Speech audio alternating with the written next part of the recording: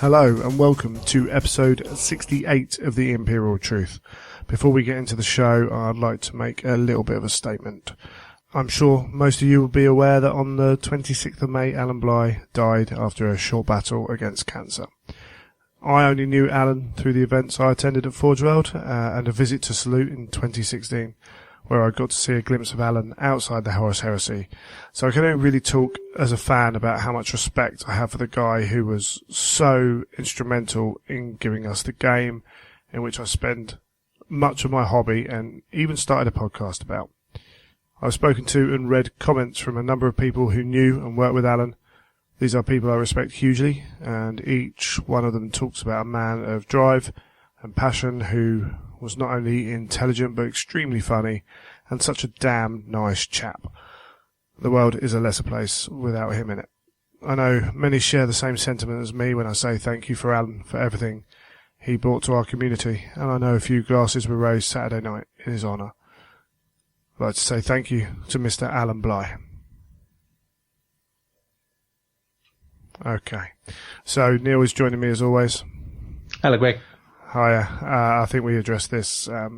It was a very sad event.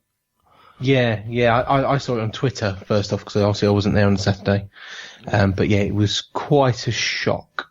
It is, and something I probably should have put in that first little bit is, we go forwards, and in every game now, it's we're honouring the work he did, and celebrating the life that he gave.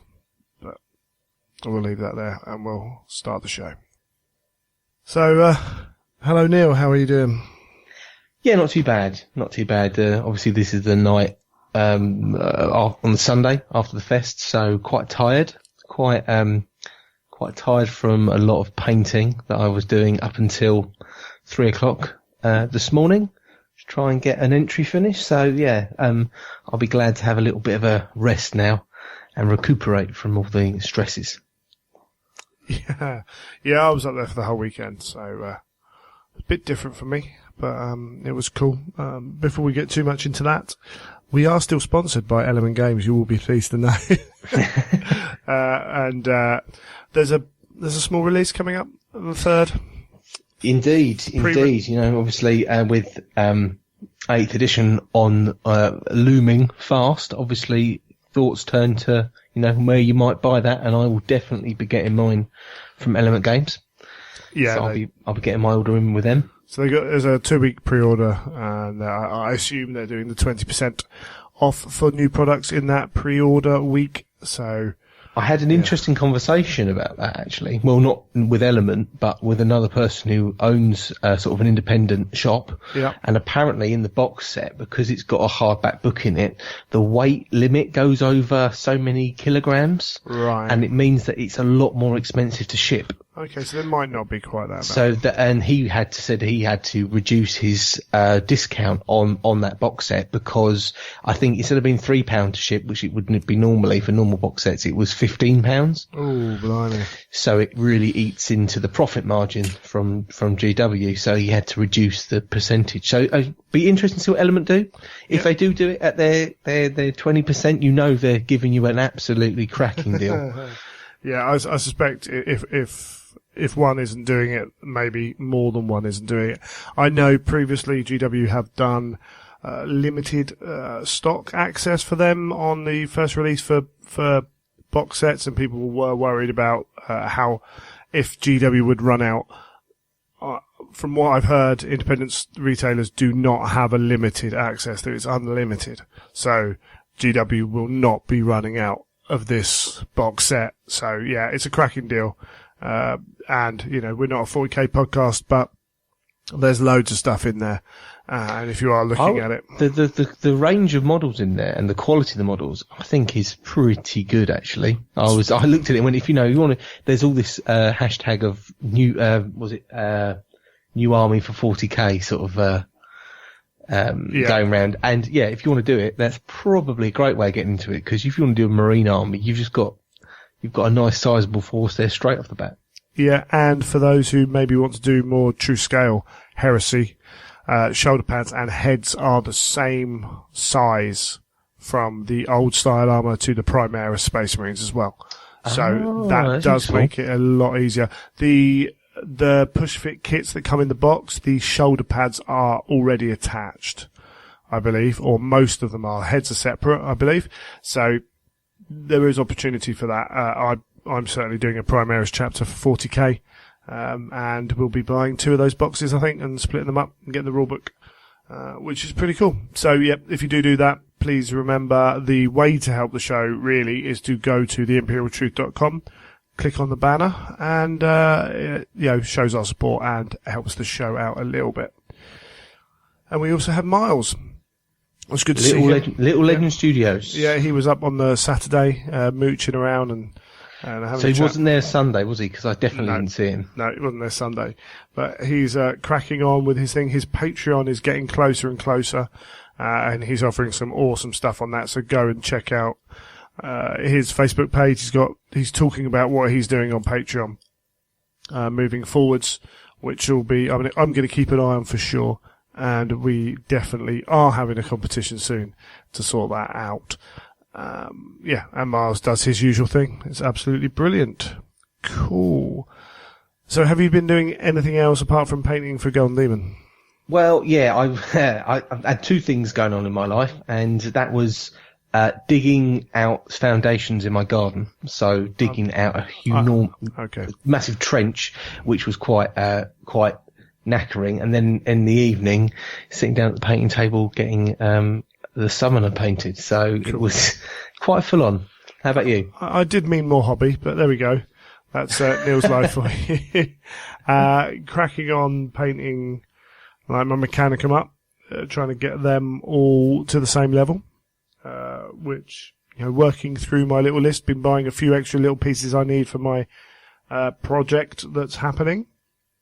But, gaming-wise, has been a bit of a mix of different stuff with things going on in the club, as sometimes happens, but we're picking up a few more Heresy players that have appeared in the local area, and some Age of Sigmar players as well. It's quite funny sometimes how close to home you go to events miles away and find people who are close to home, who there's never been a connection with before, so that's cool. But, yeah, not a huge amount with the show and with everything else. Work's been a bit mad as well, so. But it's all good. Before we do move on, as you know, we've been supporting a charity for the last 6 months, and it's the Evelina London Children's Hospital. Yeah, Evelina London, which is Children's Hospital. Always get it wrong.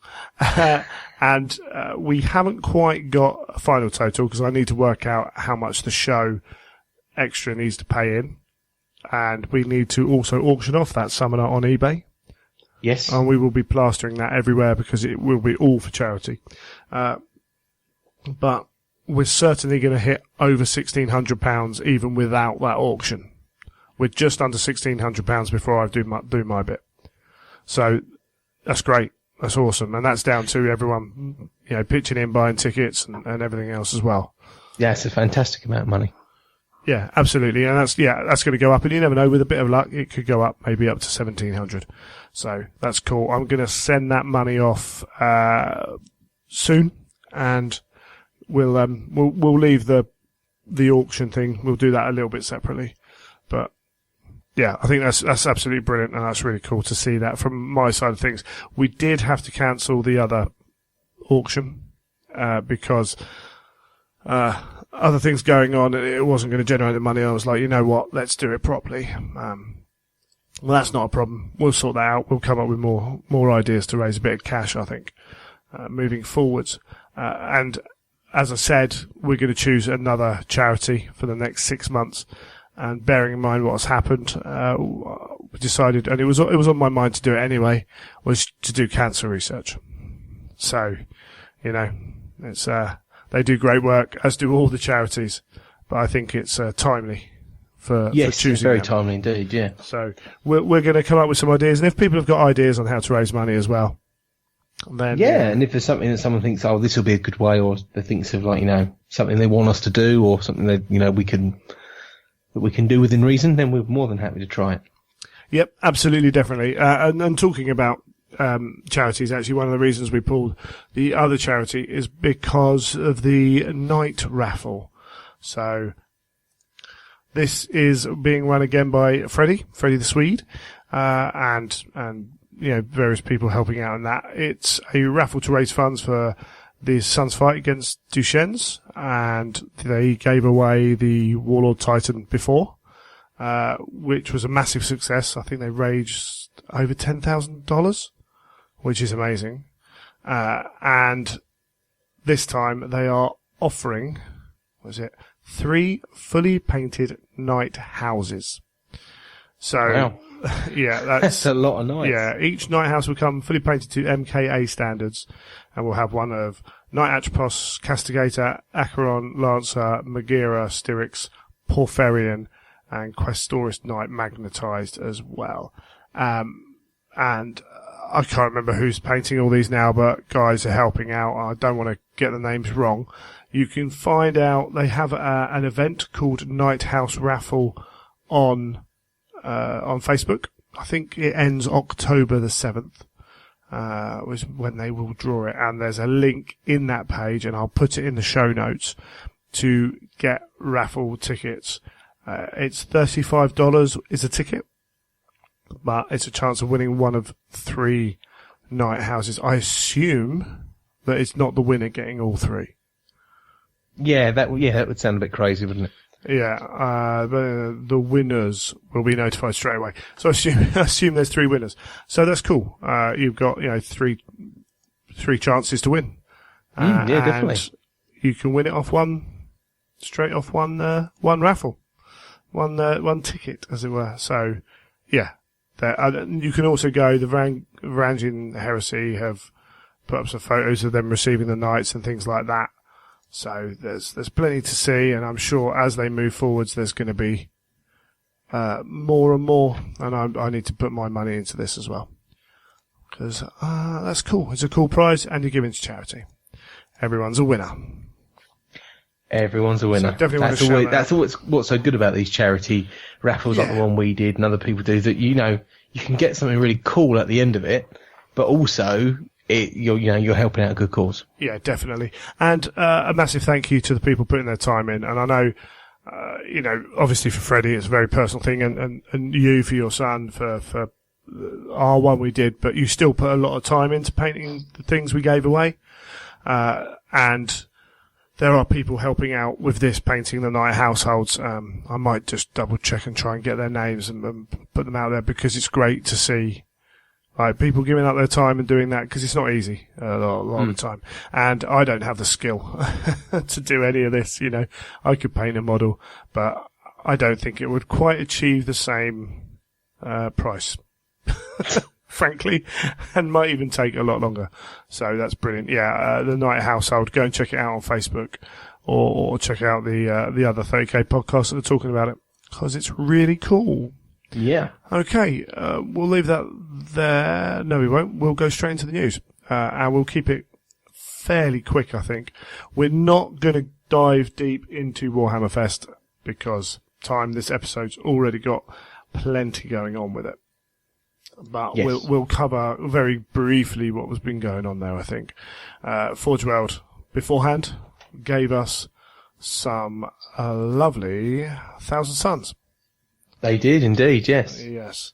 And indeed some pre-releases as well. So, Magnus Red is up for pre-order. Including. And you could get him at Warhammer Fest, couldn't you? You could indeed. Yeah. And including his, the dual base, which I didn't think was coming. Yeah. Do you remember we had a discussion about that? Yeah, we did, yeah. I spoke to Sam, and he said, he'd kind of made it, brought it in, didn't expect it to get the go-ahead, and it did. Oh, right. Yeah, okay. And it's like £20 just for the base. Good price, I thought, because let's face it, if you bought both Pro Marks and you did want to do that, at least you haven't got to fork out too much. I think £20's not a bad price for a big lump of resin. No, absolutely. And yeah, there's a lot you can do with that, and it fits really well. It'd be interesting to see Russ running kind of around to get a Magnus, but I think it works overall. Yeah, definitely. But yeah, and a bundle there, which doesn't really say much. So that was the kind of trying to hit eBay before, trying to stop the eBay things, I think. before Fest. Yeah, and I think that's a sensible thing to do, because the last thing you want is someone, all the people going there for the weekend, buying up all the stock and then just instantly listing it on eBay. It doesn't help many people out that way. No, absolutely right.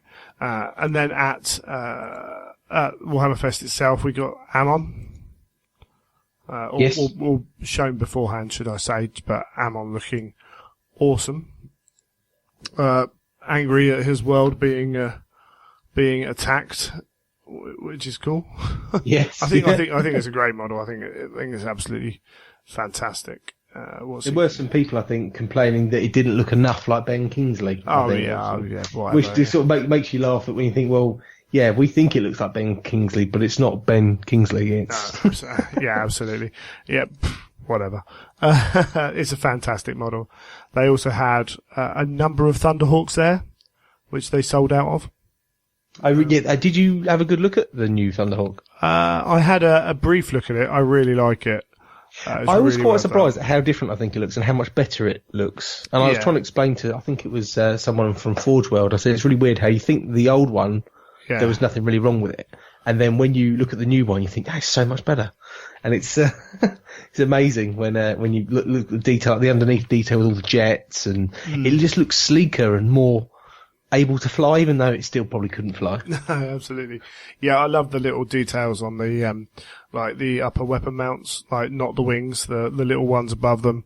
And I know James Karch had upstairs, he had one on like a spit almost, that he could rotate 360 for people to get a good look around it, which was quite cool. But yeah, it's fantastic, and £450 or something like that. Yes, but they flew. As we know, that kind of price tag does not put people off. No, yeah, definitely. Because it's worth, it's worth a lot of money. So yeah, that was cool. The Legis Custodes Telemon pattern heavy dreadnought. So the big fella, which once you saw it posed a little bit better, I think became so much more cool than the pictures we'd seen from the colour plates. Yes, I was a bit worried about it. I liked it before anyway, if you recall. So yeah, I was just a little bit worried about it looking at it in its static pose. But once it's a typical dreadnought, it can be posed a lot of different ways, and it looks fantastic. It looks so cool. This big boy. Was it coming in at £72 altogether? So that's not bad. That's not bad at all, yeah. Yeah, a little confusion on the price because it says £72 and the arms are £13 each, but it is actually £48 for the body. So, which is not an unreasonable price, I feel. No, definitely not, no. And of course, the Thunderhawk we did see was full of transfers. Blood Angels transfers. Yes. Gorgeous, like properly elaborate, stunning pieces of stuff with the mask, the Angel of the Death mask, as it were, and the teardrops. More awesomeness from that side. They do great work on those transfers, and I don't think you can really knock it. It's the only issue I have is they are done in a particular style. So right, yeah, as long as you want your Blood Angels looking that way, then knock yourself out. Yeah, you're right on that one. It's so cool. And then we got to see, there was only a couple more things. We had the one, like the Legion Securant, like rotor cannon turret on display, until we got into the seminar where we got to see the missile launcher and the plasma variants, which is awesome. Yeah. I think it's a hard balance for them. They wanted more weapon systems. It's easy to do. It's cool because it's Sakharin and everyone loves the chassis, but it's easy to make it become the one tank that does all the different jobs. So I don't know how many we'll get in total, but it's cool to see them coming out. Yeah, like you said, it's very easy to knock those out, isn't it? Because they've only got to muck about with the turret, do something new, and then bang, there's a whole new tank to get everyone excited. Yeah, they're fantastic. And so simple, especially if you can get the turret separately. I don't know if you will, but if you can. If you get the turret separately, it'd be brilliant because you could buy multiple variants. I'm not too sure they will. But, I want all the turrets. I want all the tanks anyway.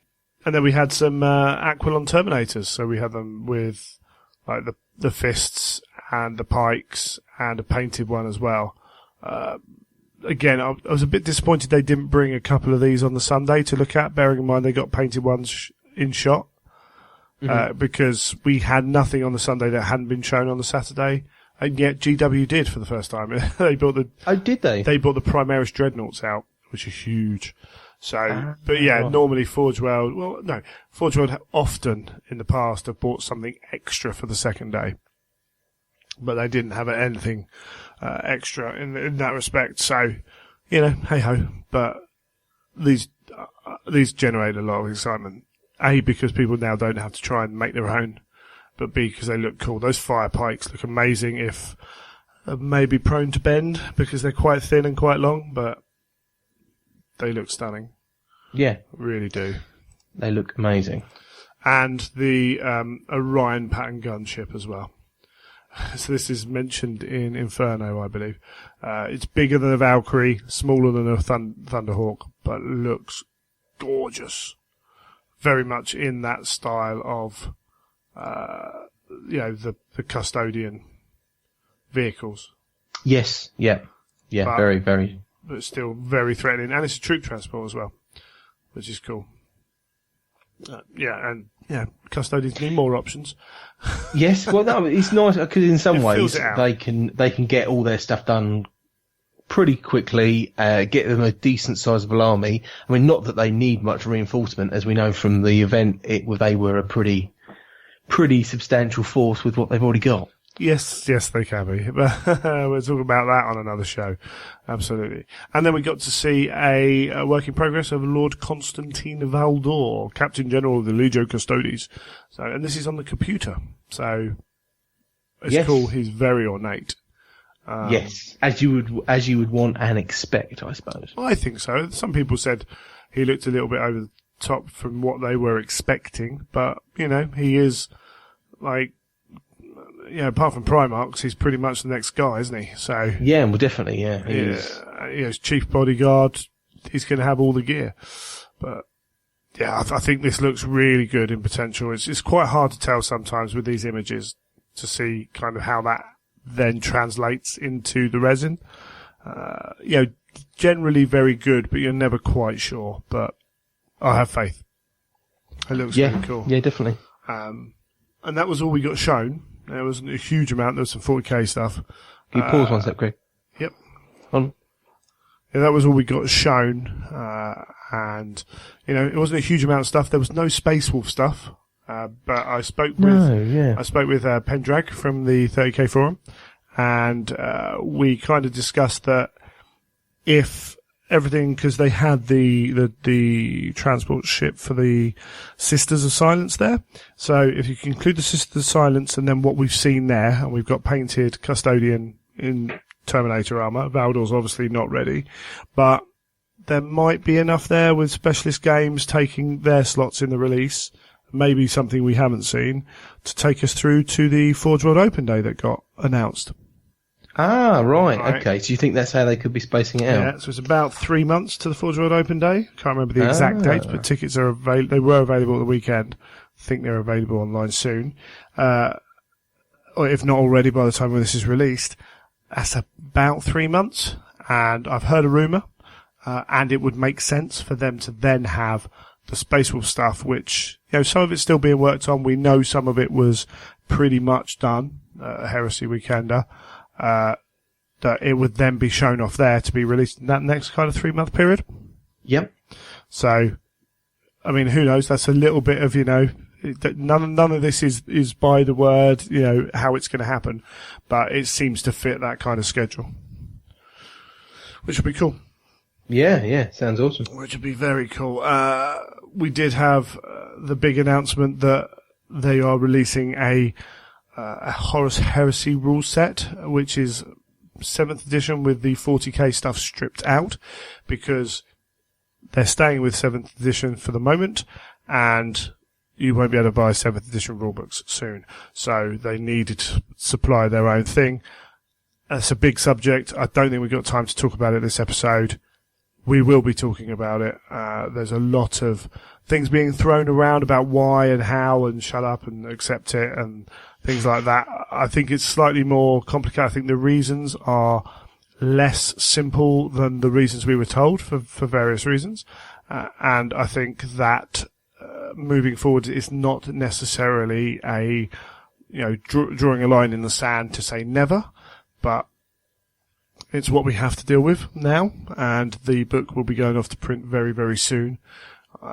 And we will have a rule set for Horus Heresy.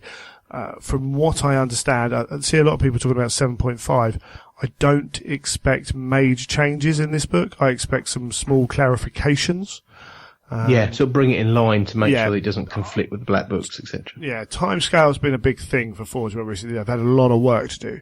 So I believe that's how I believe, and from what was said. Now, there was talk from Tony about, Heresy gets to grow in its own game system, and maybe it will, because certainly when it was announced, there were a few of us who were like, what? And a couple of people were like really happy, but generally it was a lot of surprise, a lot of people taken by surprise with that decision. But, and Tony said things, but that doesn't necessarily mean they're going to stay the same way, because, when I asked at a Horus Heresy Weekender, the answer was it's a 40k game, and it brings up issues potentially for people who don't get many Heresy opponents who play 40k players, and also for areas where people want to get people into Heresy. But as I say, I think we can maybe break that subject down next episode and talk a little bit more about that. Mm-hmm. Yeah, definitely. But it is what it is, and we will play on. Some people might not, but we will do what we can. The show will carry on. No worries. And yeah, there's a lot to deal with, so we'll move on from that. And the last thing from the weekend that I got was talking to Sam, asking him directly, are you working? Tony says you're allowed to tell us what Primark you're working on next, because he did say that. And he answered with Dawn. And this has been talked about by other people as well, so I believe it to be absolutely true. He said to me, like I said, so, what are you doing with him? And he said the idea was to have a Guilliman style model, not necessarily the same pose, but something that showed him in his stoicness, in his, in his stature, and the idea is he's standing there, kind of a guard almost, but there is potential, and talking to Mark Bedford about this as well. And Mark, maybe this is a little bit of hope rather than reality. Maybe it's somewhere on that quantum line, but the possibility of having him, straight head on, holding the sword at guard, and then a separate arm set so that the arm is slightly pulled back, ready to attack, and the head's looking slightly differently. So, which would be really cool to have a Primark that you can set up two ways. Yeah, no, it's any option with a Primark I think can only be a good thing. Yeah. Have we had a Primark that you can change bits on? I don't think we have, have we? No. And there was also hope that they do a helmet as well. But again, I think we've had that before, so it's a case of hope rather than definite. It will be really good for Dawn, I think, to have those options, because, well, it would be good for any of them to have those options, but if you're having a model that is static, people do have issues with Guilliman being so static. So those people who want that absolute stone, strong pose can have that, but those who want a slight bit more dynamism, that's the word. That's the word. Then they can have the alternate arms. Yes, I think that's a really good idea and a positive thing to go forwards. He did say it won't be a kind of dual piece with Alfarius. So, again, I think beforehand that's been talked about. He told me that it won't be. That could change again. So, sometimes when we get these rumours, we take them fully as fact, and then when they don't turn out to be, we say people, oh, you got this wrong. Well, things change, right? And just because it's not what happens doesn't necessarily mean it wasn't what was planned. So That's what we got told. And I got told also that it was a few months off completion, and then it has to be kind of cast and worked out, and there's that process, and then got ready for purchase on top of that. So it's a little way off, as expected, because, Russ and then Magnus, it makes sense, doesn't it? It does. I mean, so if they get Dawn done, who are we waiting on after Dawn? The Lion, the Angel, the Khan, Alpharius. I think that might be it. So the only one in books is Alpharius so far, isn't it? Yeah, I believe so. But with Angelus coming out, I could see them working on one of those two. Like they did with Russ and thingy, potentially. Yes. Moving forwards. But I don't know. I honestly don't know.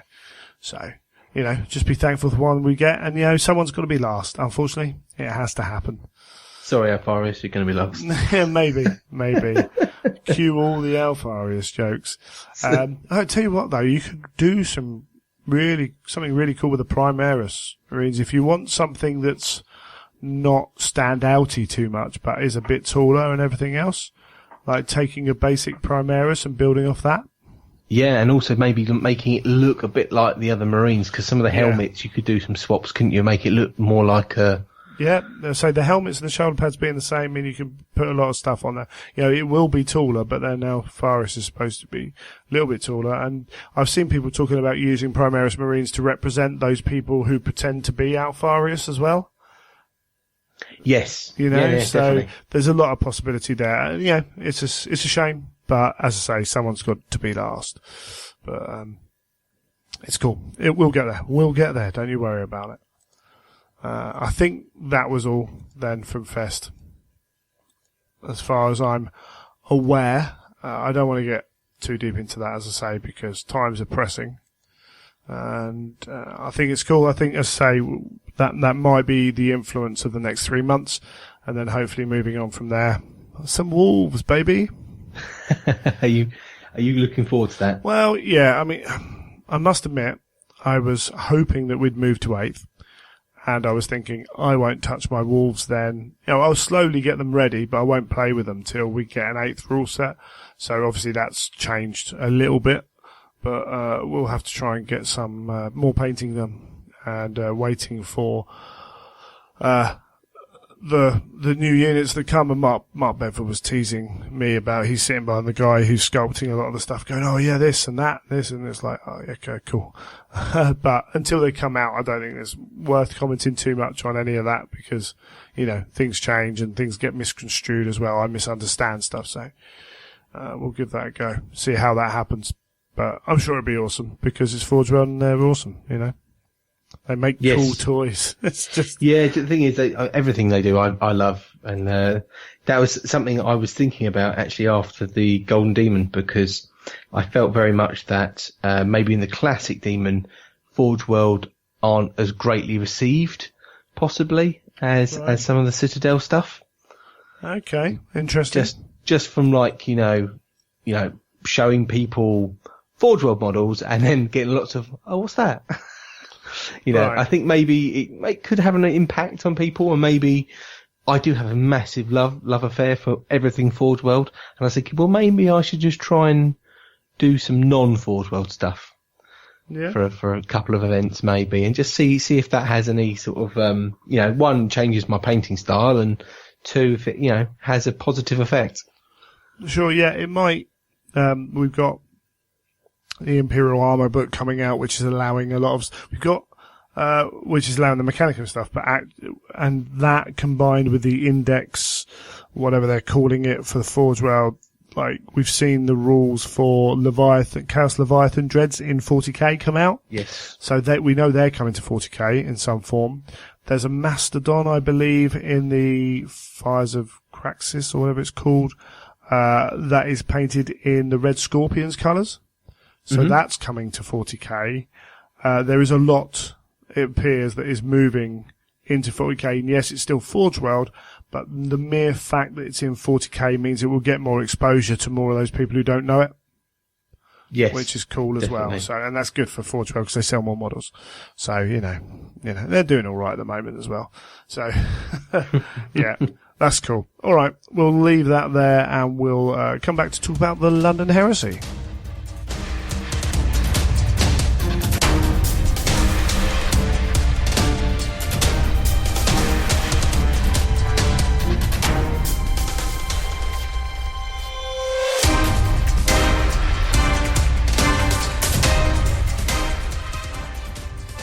Okay, in this section, we're going to be chatting about the recent London Heresy event. So this was the event I ran alongside the London 40k GT.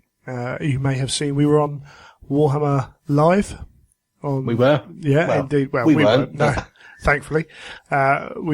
Faces for radio. Yeah, I mean, partly due to the nature of where 40k is at the moment. Partly because they wanted to highlight the Heresy. I said before that Rob Symes on there's a big Heresy fan. And it's still very new to a lot of 40k players, still don't know what they're looking at, which was highlighted in the comments feed on the section. But we had Matt Woodsmith and Brendan Hickey's armies on there, and I know the Mastodon that Matt was using got a lot of attention, both on the day in there and on the video as well. It is a great kit. You know, I think what's quite cool about Heresy is if you're a big 40k nut, you can very easily overlook Heresy stuff. And, seeing some of the cool toys that Forge World make, it's probably quite cool for people that are quite into 40k to see something a little bit different. Yeah, it's often surprises me how many people don't really know how, Forge World's output. They don't pay any attention to it for various reasons. What's even funnier was seeing the Warhammer guys, on Twitter, some of them talking about watching it and being completely lost with all the Mechanican names and things like that. It's like, yeah, well, as a Mechanican player, I often get lost in the names. So, what can you do? Indeed, yeah. Yeah. But hey, it's all awesome. So yeah, this was run in West London, and a 2-day event. We ended up, I think we had about 6 or 7 dropouts. There were some resold tickets. We ended up with 42 players, I think. 42. And, 42. And the 40k guys, they started with about 150. And by the end of the weekend, they'd lost a few. They lost so do they have people just literally walk out and say, I've had enough? No. I think they had some dropouts, and then they had some people who maybe couldn't get up the next day, which, to be fair, one of Joe from the club may have done that had he not been needed. I put my foot down, so but he felt a bit better by about midday with some food in him. I think they ended up in a bar in Camden, in a goth bar, which they said was quite an experience. But yeah, I can imagine it would have been. Yeah. Yes, not much sleep was had. So we had a 40-player event organised much like I did with. Well, I think the overall organisation is something that I've done very similar to my previous events. We had everyone playing the same scenario this time, just trying different things basically, seeing what works better, whether the one ongoing scenario or last time at Takarima having the different zones. They've each got their advantages and disadvantages, which you've got to weigh up and play through. I thought did help, because obviously, because there was a mission pack that was obviously pre-written, most people could get to grips with exactly what they're doing in that game or that day. And also it meant that if we were walking around, because on the first game, I pretty much walked around just saying to everyone, do you know the scenario? Do you know what you're doing? And explaining the objectives, because there were a few people there, just getting the pack out and trying to work out what they've got to do for the first game, doing a few clarifications on the rules, because we had to make a few little tweaks on the first scenario. So that made it a lot easier than if you're walking around, say, 5 different sets of zone tables and trying to remember the scenario for each one. Yeah, definitely. I think if I did the scenarios thing again, I'd have the scenarios written out, laminated with the tables. Yes. To aid that. But certainly, maybe it was only a week before, but they were reading the pack to some extent at some point. Early enough, maybe not, because as you say, there were major issues actually with some of the scenarios, which thankfully, because it's not a competitive event, some players fixed themselves. Some I had to make kind of standings, things there. And actually some of them were mistakes, or they weren't mistakes, but they were directly quoted from a Forge World book. So there were issues within the Forge World mission itself. Sometimes it was a combination of choosing a Forge World mission and changing it slightly, or adding another rule and then interactions. But that's something that, the first bit of feedback I kind of looked at was I need to stress test the pack a little bit more, just because you don't want games to not be fun. Yeah, exactly. And for me, that was trying to make sure everyone knew what they was doing and having fun, because you could tell there was a few nervous people, or, people trying to weigh up who their opponent is, all that sort of stuff. It's always quite tricky. Yeah, definitely. And it's not always easy, because obviously I don't have a pool of players that play every single army. So sometimes a single army can come along and can really shake up what you were thinking. Or make, like the first game was the Warlord, I can't remember what the mission's called now, but basically to win the game your Warlord must slay their Warlord in combat, or it goes down to secondary objectives. And to stop someone like basically hiding their Warlord all the time, made the rule the Warlord's got to be on the table at the start of the game. That unfortunately becomes a problem with the drop pod list, or something where you really want your Warlord flanking. Actually no, the flanking one doesn't so much, because that comes on turn 2. But with the drop pod, you're restricting a whole right of war. And someone could play very tactically there and just say, right, well, I'm not going to, they could choose their drop pods and not bring the Warlord down until they chose to. Yeah, so you've got two sides to that. So eventually it was just changed to they must be on the table at the end of the first turn. So if you want to bring them on your drop pod, they've got to drop down in the first wave, which solves almost all the issues that you can have with that. But, it's just a much cleaner way of wording it. And that was through 4 out of 5 probably missions. There were bits like that, which, happens. Again, I had a couple of people message me, one right from the start. So there were kind of a couple of issues. One was when the pack went out, one of the people who read it really early on, I don't know whether they came or not, actually, they turned around and said, like, Mission 2 really hurts flyers. And I said, yes, it does. And they were like, that's really unfair. And I'm like, well, Mission 3 really hurts infantry. Or Mission 4 really hurts tanks. And the whole point was that to try and make a pack where not everything was good for every mission. So people maybe thought about bringing, you could still just take a flyer list and know that you might struggle in that game. Yeah. Chris Gent bought his Dark Angels Ravenwing army, and he messaged me quite near the day, was like, I can't win game 3, I've got no infantry. And I'm like, well, yeah, that's the way it's worded. I'm going to have to stick to that because of how late it was. You have to put some infantry in. And eventually he took a Cestus and some Terminators to like bolt that out. And something happened with that game, and he actually ended up winning it, where it would have been maybe a little bit tricky for him.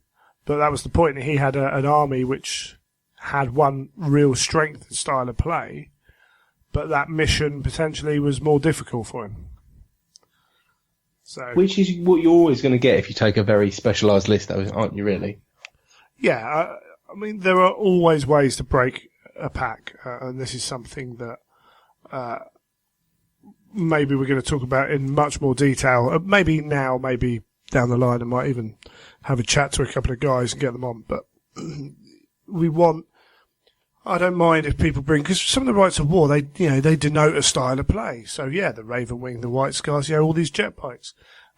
Death Guard might be bringing all infantry, and then armoured breakthroughs.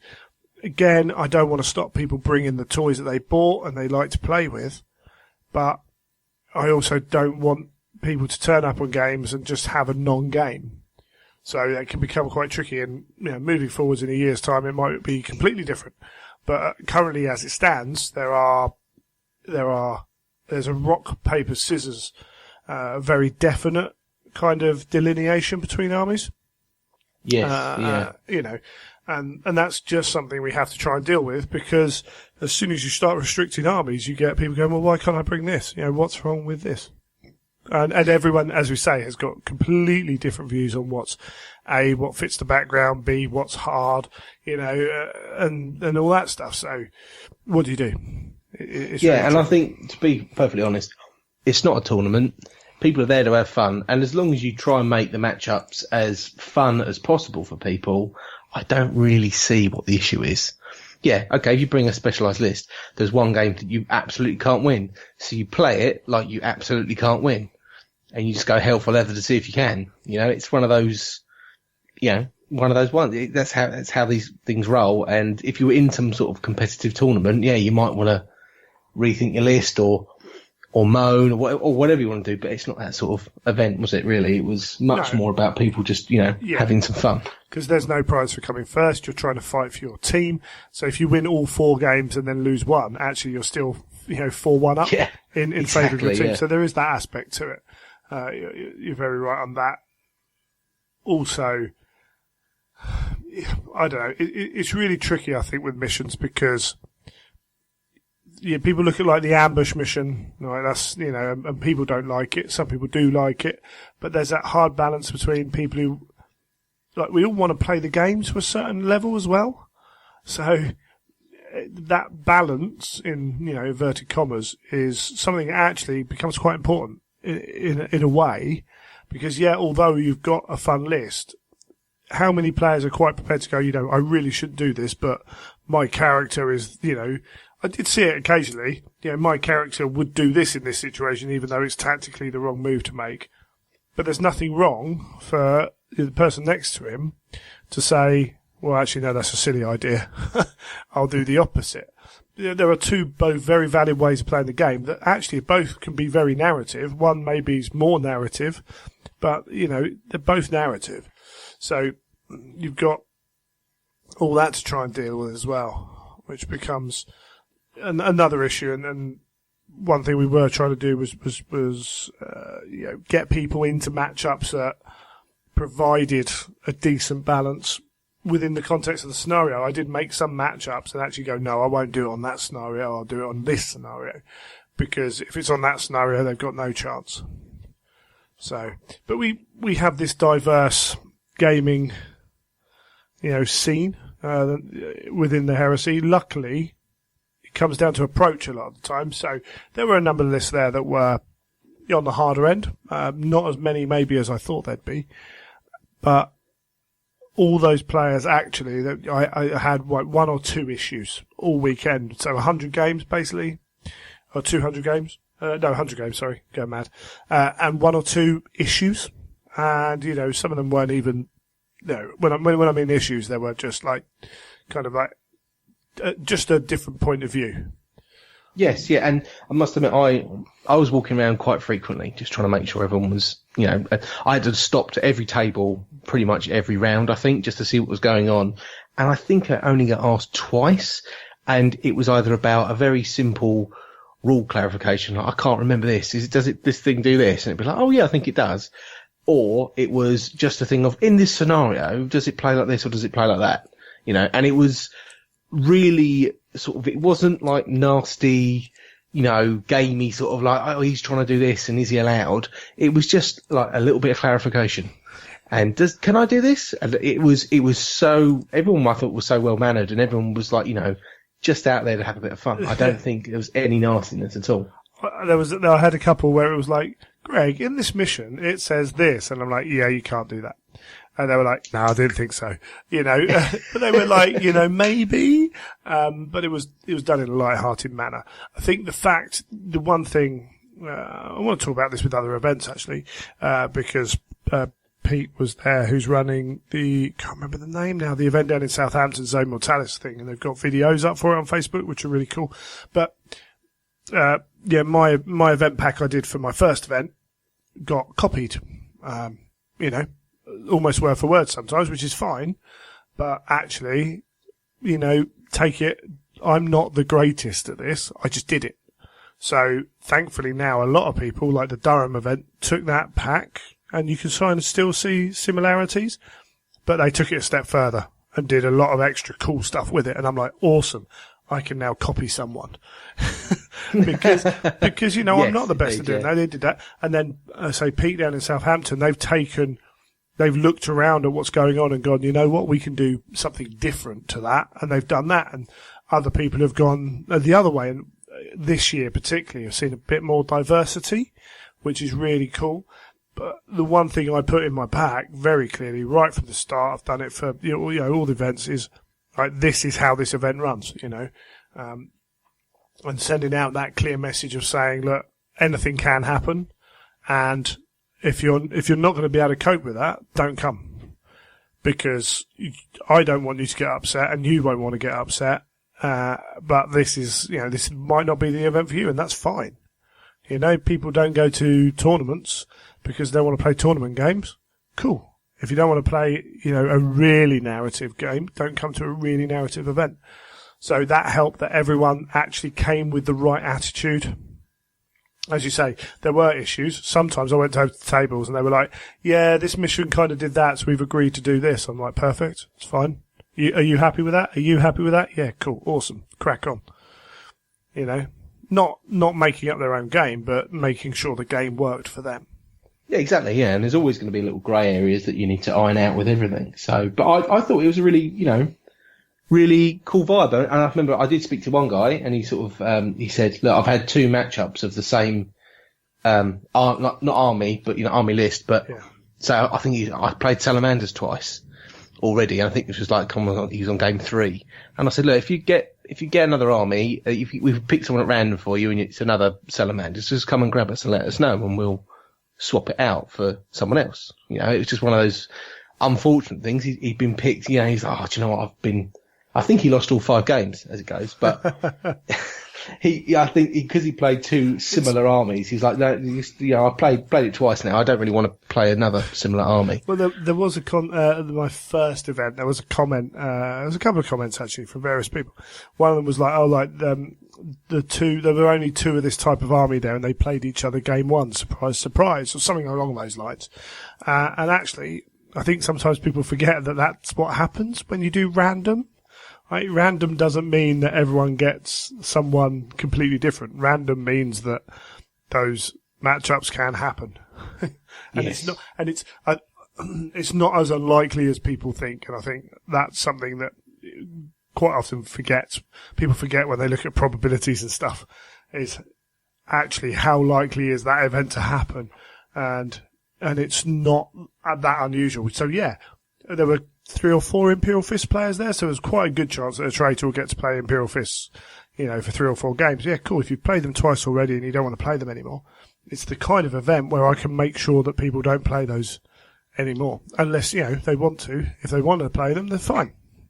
But we also allowing grudges, so that happened during the week. So there was 2 came in, I think, the week building up, and then during the weekend there were a couple more kind of generated. Like, I was walking around and someone said, "Oh, Greg, I can't remember who was playing Ferris now. Sorry, guys, but there's too many names for me to remember exactly who was playing what armies." But it was like, we've heard there's a Fulgrim here. It's like, yeah, there's a Fulgrim. It's like, ooh. I was like, do you want to play him? I'll go and ask him. Yep, he's happy to play him. Awesome. So last game, Fulgrim and Ferris faced off. Because you can do that. It's nice and simple. Yeah, it's easy to organise, isn't it? Yeah, and what that also gives the opportunity is I spent a fair bit of time walking around trying to work out who to play against. We had a night list on the traitor side, and I walked around and I kind of looked at the list and I was like, ooh, I picked out 2 or 3 lists that could take on the night list and would have fun and challenge without it being either way too hard, and they were all traitor lists. And then on the other side of it, we had a Custodes army, which maybe I didn't appreciate the way it was going to be played, which is not a criticism, but it's me not looking through the list and seeing, like I've said before, that it's easy to see a list, and then you see someone playing it, and it's like, oh, I get it. You're doing that, and that. Cool. Yeah.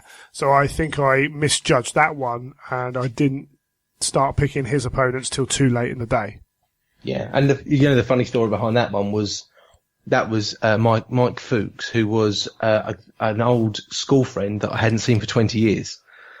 And he was the guy that I started the hobby with him when I was like 12 or 13 or something along those lines when we were at school. So it was quite weird bumping into him at the event as well.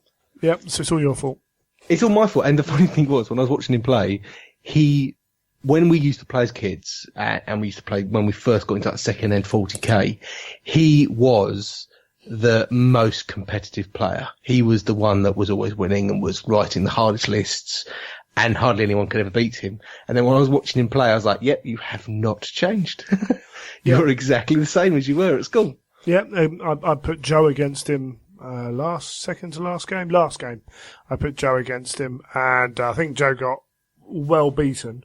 Had a fun game, absolutely no problems with that, but got well beaten. And I probably should have been, I should have been more aware of that army earlier on, because we had an obvious army in Ben Fletcher's Knights that was, a potential issue, and people were saying, no, I don't want to play that. Actually, I think he lost all his games. Yeah, and the funny thing is, I think we went maybe a bit too far out of our way to balance it out. But do you know what the great thing about that was how he actually did not care. No. Whoever we threw him up against, he's like, yeah, okay, fine, bring it on. Yeah, Ben's a nice guy, and he's been to previous events, and he noted that he's one of the guys who read the pack early, and he realised that I'd unrestricted, like Leviathan Force Org and things like that, and basically said, do what you want. So he was like, okay, well, people will ramp it up a bit and bring their cool toys. And then he got there and he goes, yeah, people tended to soften it up, actually.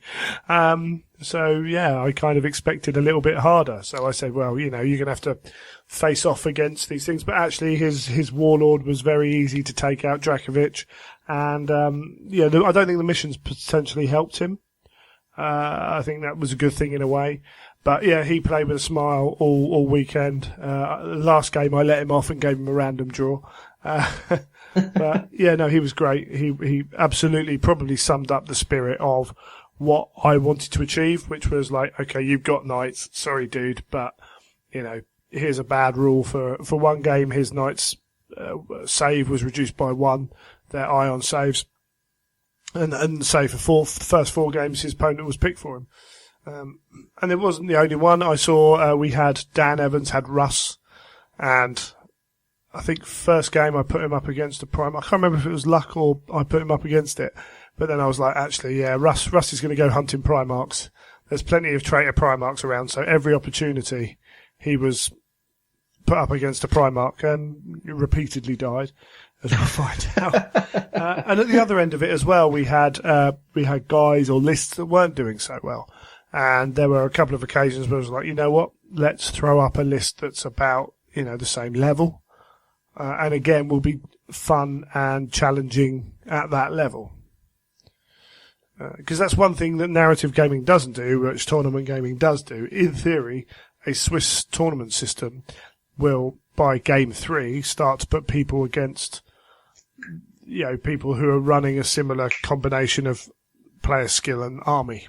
Yes, yeah, and I think that's one of the great benefits of Swiss. Although the problem you get there is you can't narratively tailor it quite as well, can you? No, there are those issues. Also, it doesn't take into account for freak results, or even early on, it takes a long time for Swiss to really kick in, because if the 2 best players end up randomly playing each other game 1. Yeah. And one of them gets a big win, that means you're sitting with one of your best 2 players on a massive loss, potentially playing against a guy who's not very good at the game. So it doesn't always ring true at early stages. Once you get to game 4, 5, 6, depending on how big the tournament is, then it starts to really pay dividends. But there is potential to have a narrative event and to Swiss both sides, so the highest loyalist plays the highest traitor. There is a way to do that, and it's something I'm thinking about potentially for future events, because it might help solve some of those gaming issues. Yeah, it's funny because I was listening to the Sons of Heresy podcast, and they were talking about running events and bits and pieces. And in fact, it was just before, obviously, when we went up to go and do the London Heresy, and they mentioned about Swissing out or like predefining nearly all of the matchups at the start. Just trying to get all the lists in and go, right, well, round one, this person will play this, and just trying to match up the whole thing, which I think is a great idea in principle, but obviously might be a bit of a nightmare if, once you sit there, someone doesn't turn up. Yeah, it takes a lot of work to do initially. It takes a very good understanding of the lists, and it's very easy to get that wrong. Yeah. And then if someone doesn't turn up, it can throw it all out of sync, or, as I had, people changing armies last minute because they weren't going to get stuff painted. That throws it all out of sync as well. So, and sometimes, you know what? Sometimes you just get a game which should be roughly close and the dice go one way. Yeah. So there is no guarantee for a fun, balanced, fair game, You get reserve rolls that just don't happen. Things like that. Someone seizes the initiative and has risked it and sees the initiative. That lucky tank shot of a 6 and it blows it up turn 1 and... Yeah, all those kind of things can happen. So, the biggest thing though is the amount of effort it takes, as trying to do it and get it right. For the rewards, I don't think it's worth it. I think you can do it. Well, I don't think it's worth it once you go past about, 15, 20 players. Yeah, definitely, yeah. Because when you think about it, there was 100 games I had on over the weekend.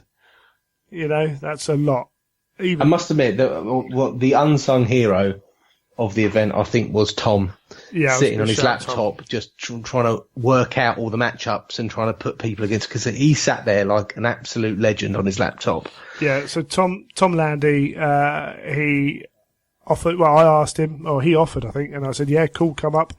And I didn't really know how I was going to use him. I was like, right, I've got Neil and Tom, and none of Neil last time was interesting in his help. Next to useless? Is that and I knew Tom was a reliable guy, but I didn't know how to use him. And all of a sudden I was like, actually, yes, let's get the computer out. Let's do this. And then he's like, oh, if I'd known, I brought my own computer. And he's Excel, boom, boom. I'm like, I don't know what you're doing, but it's awesome.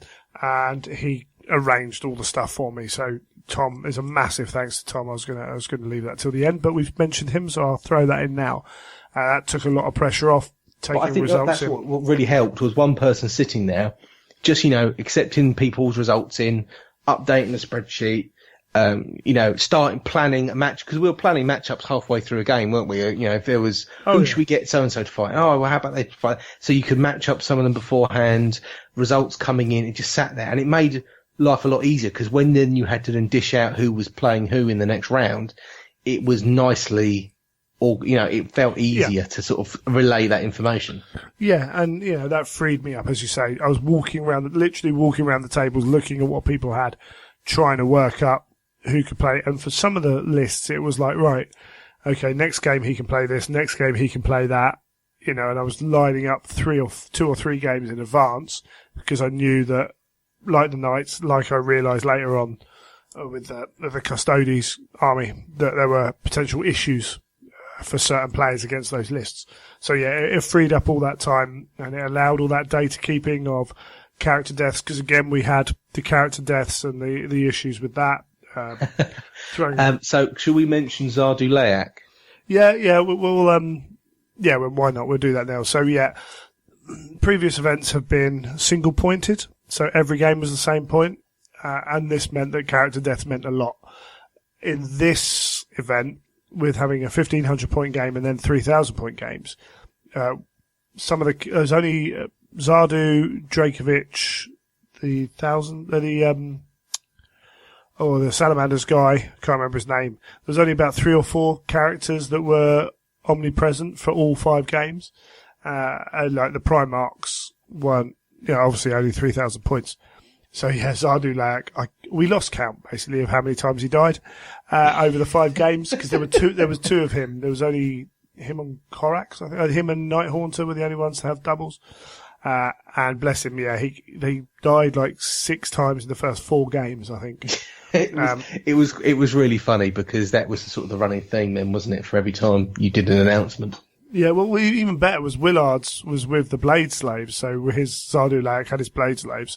And it was a regular thing that Zardu died, and then the Blade Slaves went and killed loads of his own army, to the point where I think it was when he was playing Mike, and Mike surrounded a unit, and then allowed the blade slaves to run in the gap he left to kill the very last unit of Willards on the table. So, and I think they died, didn't they? Yeah, something like that. Yeah, so, yeah, Zardu was dying everywhere, and it was getting to the point where actually I was like, this is not going to be fun for, I think it was Jamie was using it. Jamie had given up on his Zardu and was just trying to turn him into a bloodthirster every game. And Willard just accepted the fact that the blade slaves were going to kill him, kill his own list. So it got to game 5 and I'm like, well, you know, I can't hit them with another negative. He was already at -2 weapon skill, ballistic skill, and can't even remember what else he had now. But I'd also try to work out a way of hitting the custodians with a negative rule that wasn't too complicated and wasn't too overpowering. Yeah. And in the end, I went straight for -1 toughness, and I was a bit worried it was going to be too hard. It turned out not to be. He still won, didn't he? It's fine. Yeah.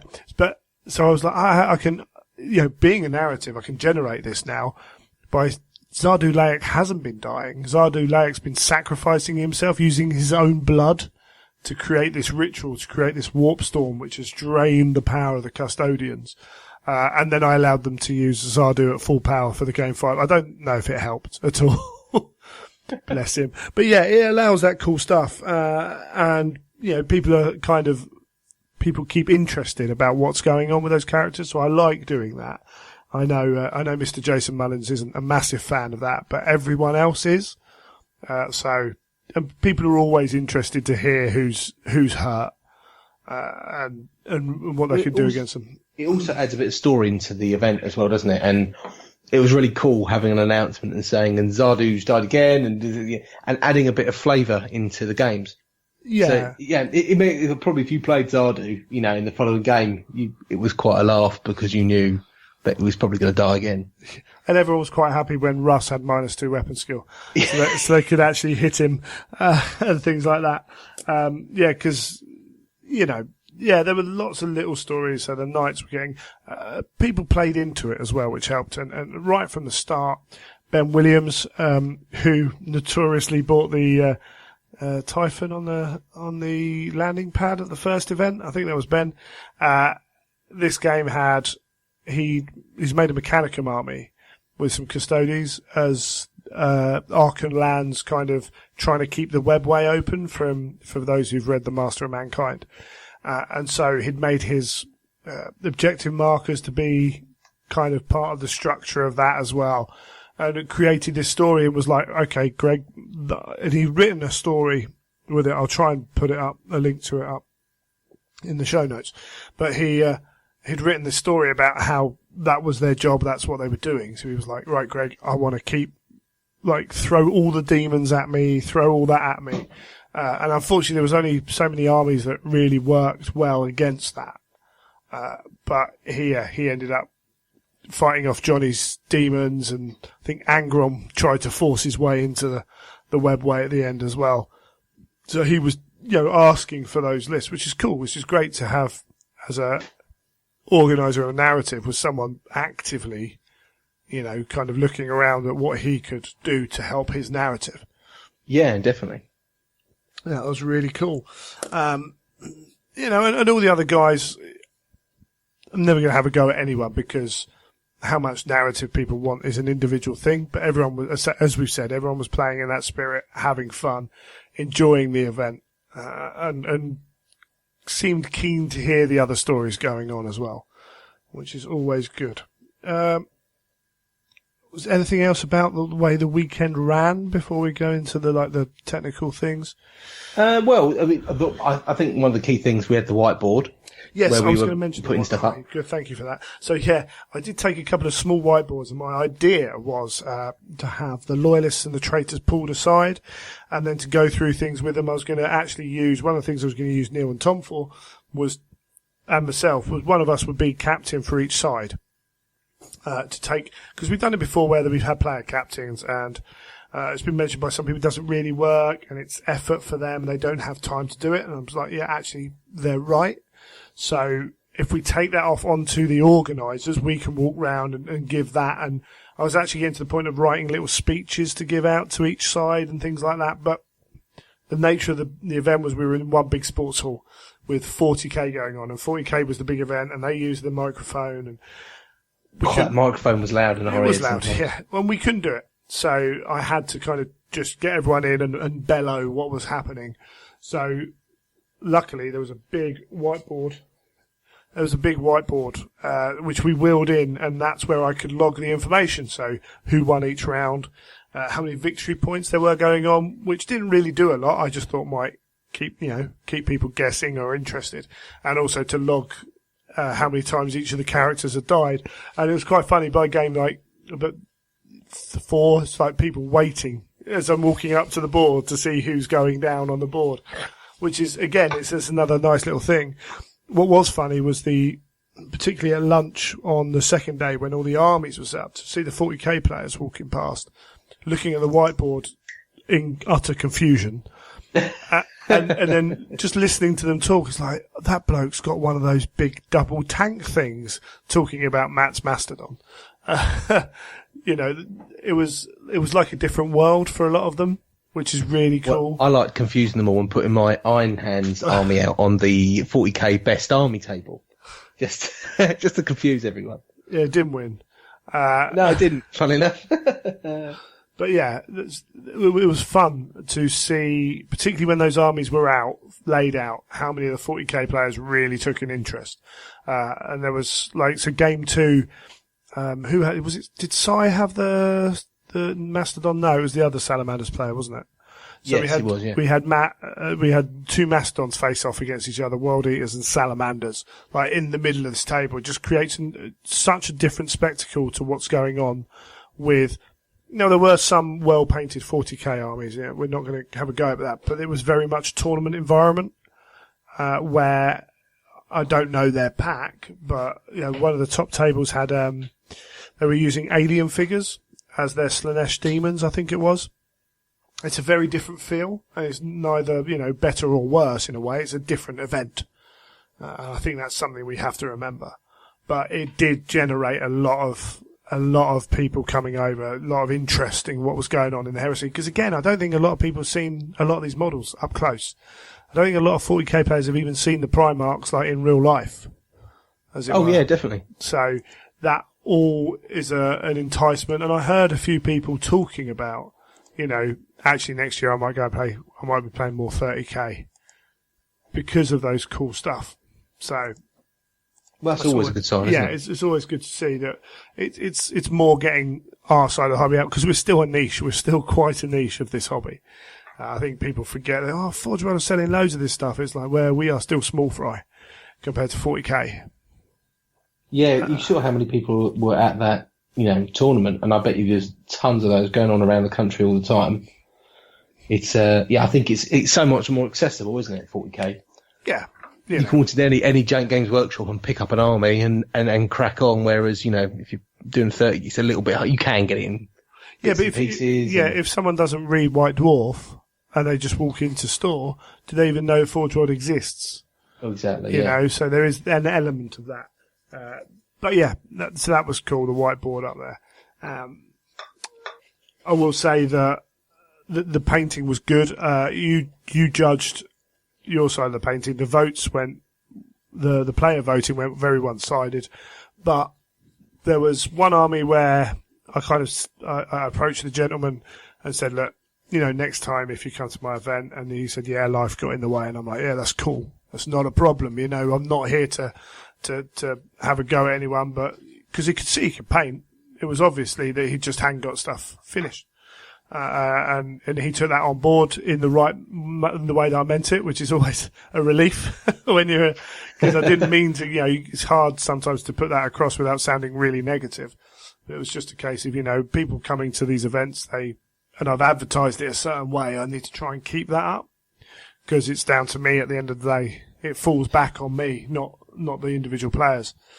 Sure, yeah. And that was one who were still, they were fine. They just would need more steps done to them. And most of the armies were a good quality of army, again. I was actually quite impressed, because what I did when the first game was going on, I thought, right, I'll go around and have a look at all the armies. So I walked around, looked at every single army that was being played on the table, and I remember coming away thinking, yeah, there's a couple of good ones, but there's nothing that really jumps out at me. But then because that first scenario was the 1500 point, then when the second scenario with a 3000 point came out, it was like a whole different spectacle. Because obviously a lot of people have spent probably a little bit more time on the bigger toys, on Primarch, Mastodon, Primarchs, Marauder. Mastodons, all that sort of stuff. So then suddenly I walked around again, and it was just like it was like trying to remember what their armies looked like before. It was like, oh, I didn't see this, did I? Oh no, it looks really good. And it was quite cool to walk around and then see it again from that aspect as well. Yeah, it was really good. And Matt Woodsmith won the player voted, and I think he won one of them certainly at the last event. I'm pretty sure.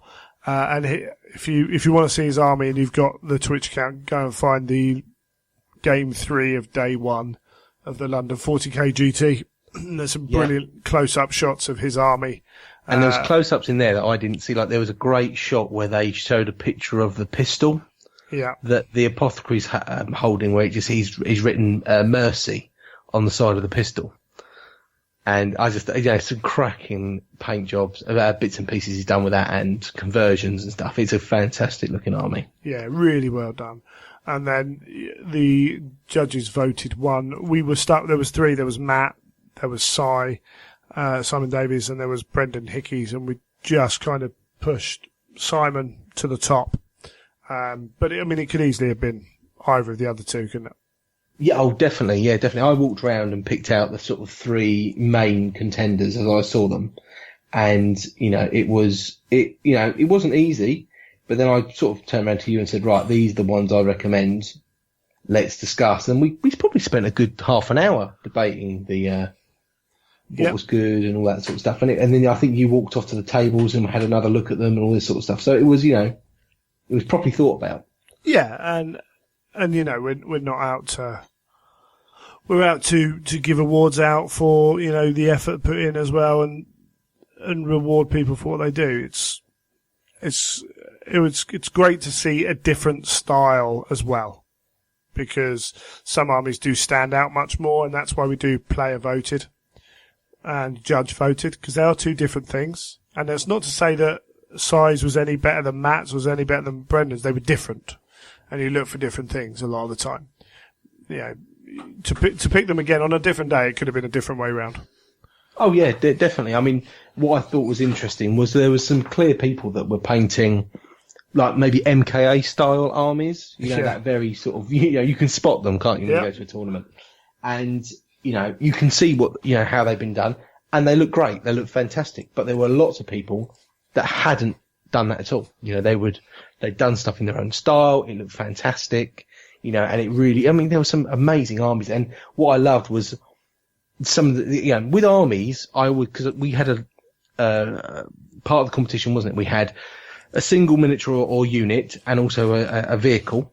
Yeah. And then the army. And they were judged very differently, because the army was much more about the entire theme, how it looked, how it felt on the table, the overall paint job. Whereas obviously with the individual and squad and the vehicle, I could go and look at much more painting, technical ability and details, and really really look at one model in particular. So that for me was quite easy.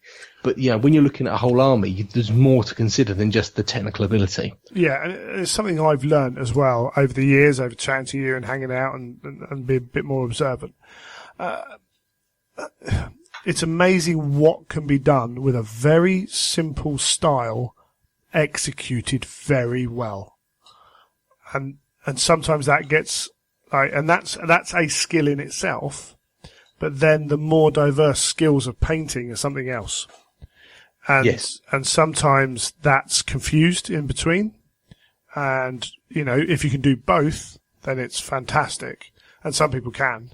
But sometimes I've seen in other systems as well, that very clean, simple, but extremely well executed method of painting gets more praise than maybe other techniques.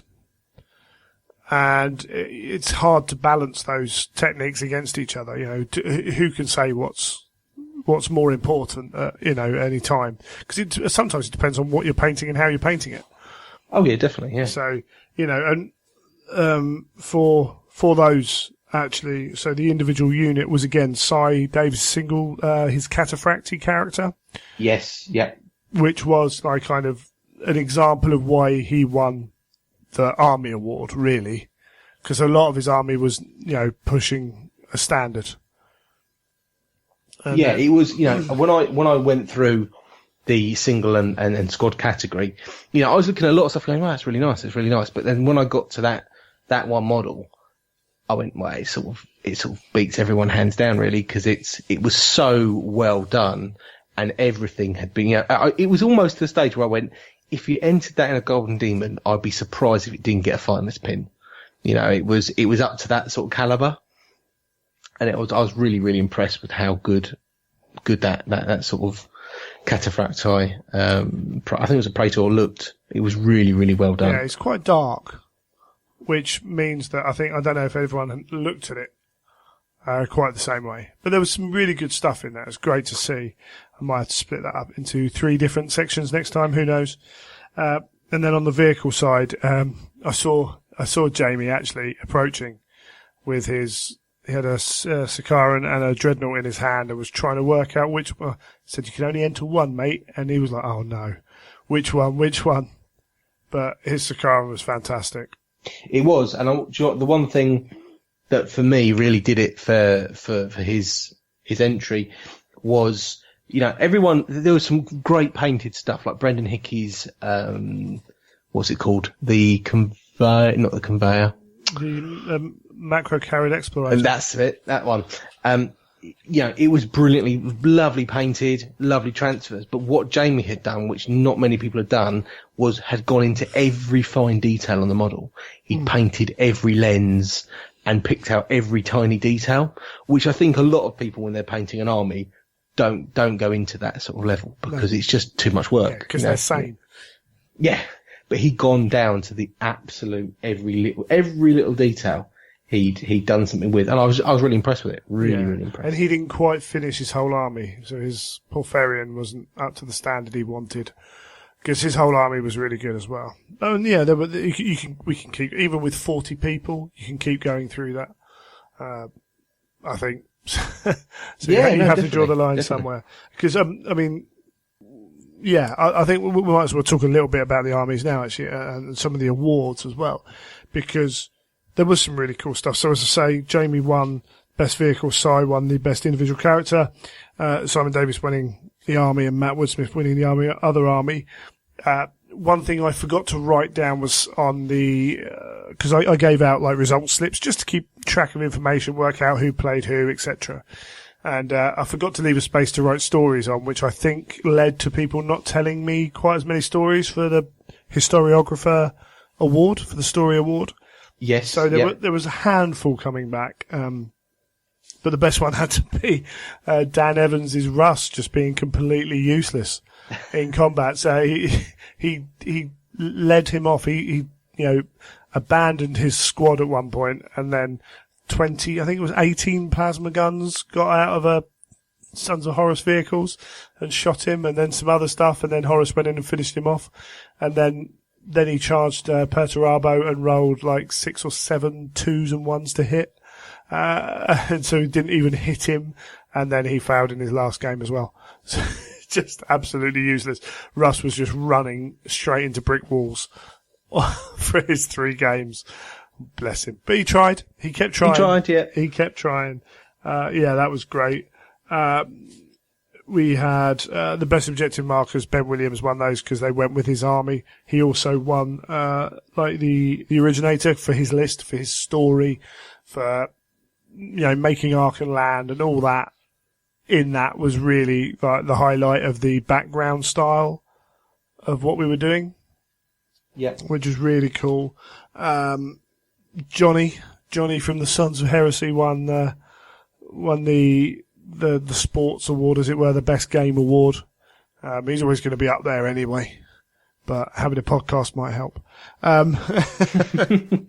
you know it was what? quite close. He was. No, he's great. I watched He's a lot great. of his games. He plays a very, decent army. I think even I said to him, "God, don't rate demons much. You're getting hammered." And he went, "It's self-regulation." As in, you can play a demon army and be horrific if you want to be. But Oh yeah, absolutely. Yeah, no, all Nurgle demons, which is really cool. Painted up till 4:00 then the morning of the Saturday. yeah, Yeah, that's a dedication to the cause there, or lack of organisation, one of the two. And what else we got? Oh yeah, the award for the traitor, for the deserving award, went to Ben Fletcher, who had all the knights and who just accepted every single thing that we threw at him with good grace and a smile on his face. And I think he was smiling every time he told me that Dracovic had died. It was, he got some horrible matchups and he smiled through them all, which is perfect. As an event organizer, those players just make it invaluable because that there's just no issues, which is great. And actually, the Loyalist side was Justin Hill again. First time I met him, he's a Black Library author. He's an author for other stuff as well. But, smiling all the way through. He bought a Marauder bomber with his assaulting. Number one, it looked amazing on the board. Obviously, it wasn't very useful, but when you announced it at the end of the event, when I was standing next, obviously, in the crowd with some people, he went, I think you sort of said, and, he, even though it isn't very good, he brought a Marauder bomber. The person next to me went, oh God, yeah, they're rubbish. They really are rubbish. The explanation he gave was he'd been at an event a few weeks before, a big event, and, was like, I wanted to get it done for that, or something, or picked it out around that, and was like, it's a Lancaster bomber, I've got to paint it. And it's a model I've always wanted to own. And it was, bless him. It's a lot of points for not a lot of effect. But he also had this kind of assaulting Imperial Fist army as well, which was nice to see, without it being like all Templars or anything. It was just had this Air Force attachment. He had some, drop pods and things like that. And actually, had that army been fully completed, would have been competing, I think, for best painted. He's done a fantastic job. Really on nice. Stuff. So it was, it was awesome. It was so cool. It was just like walking around going, what's the bomber doing? Nothing. Absolutely nothing for how many hundreds of points it's worth. Just seeing it on the table was cool. But and I think all those winners, like the best sports, Johnny was 1 point above one other person, 2 points above another guy.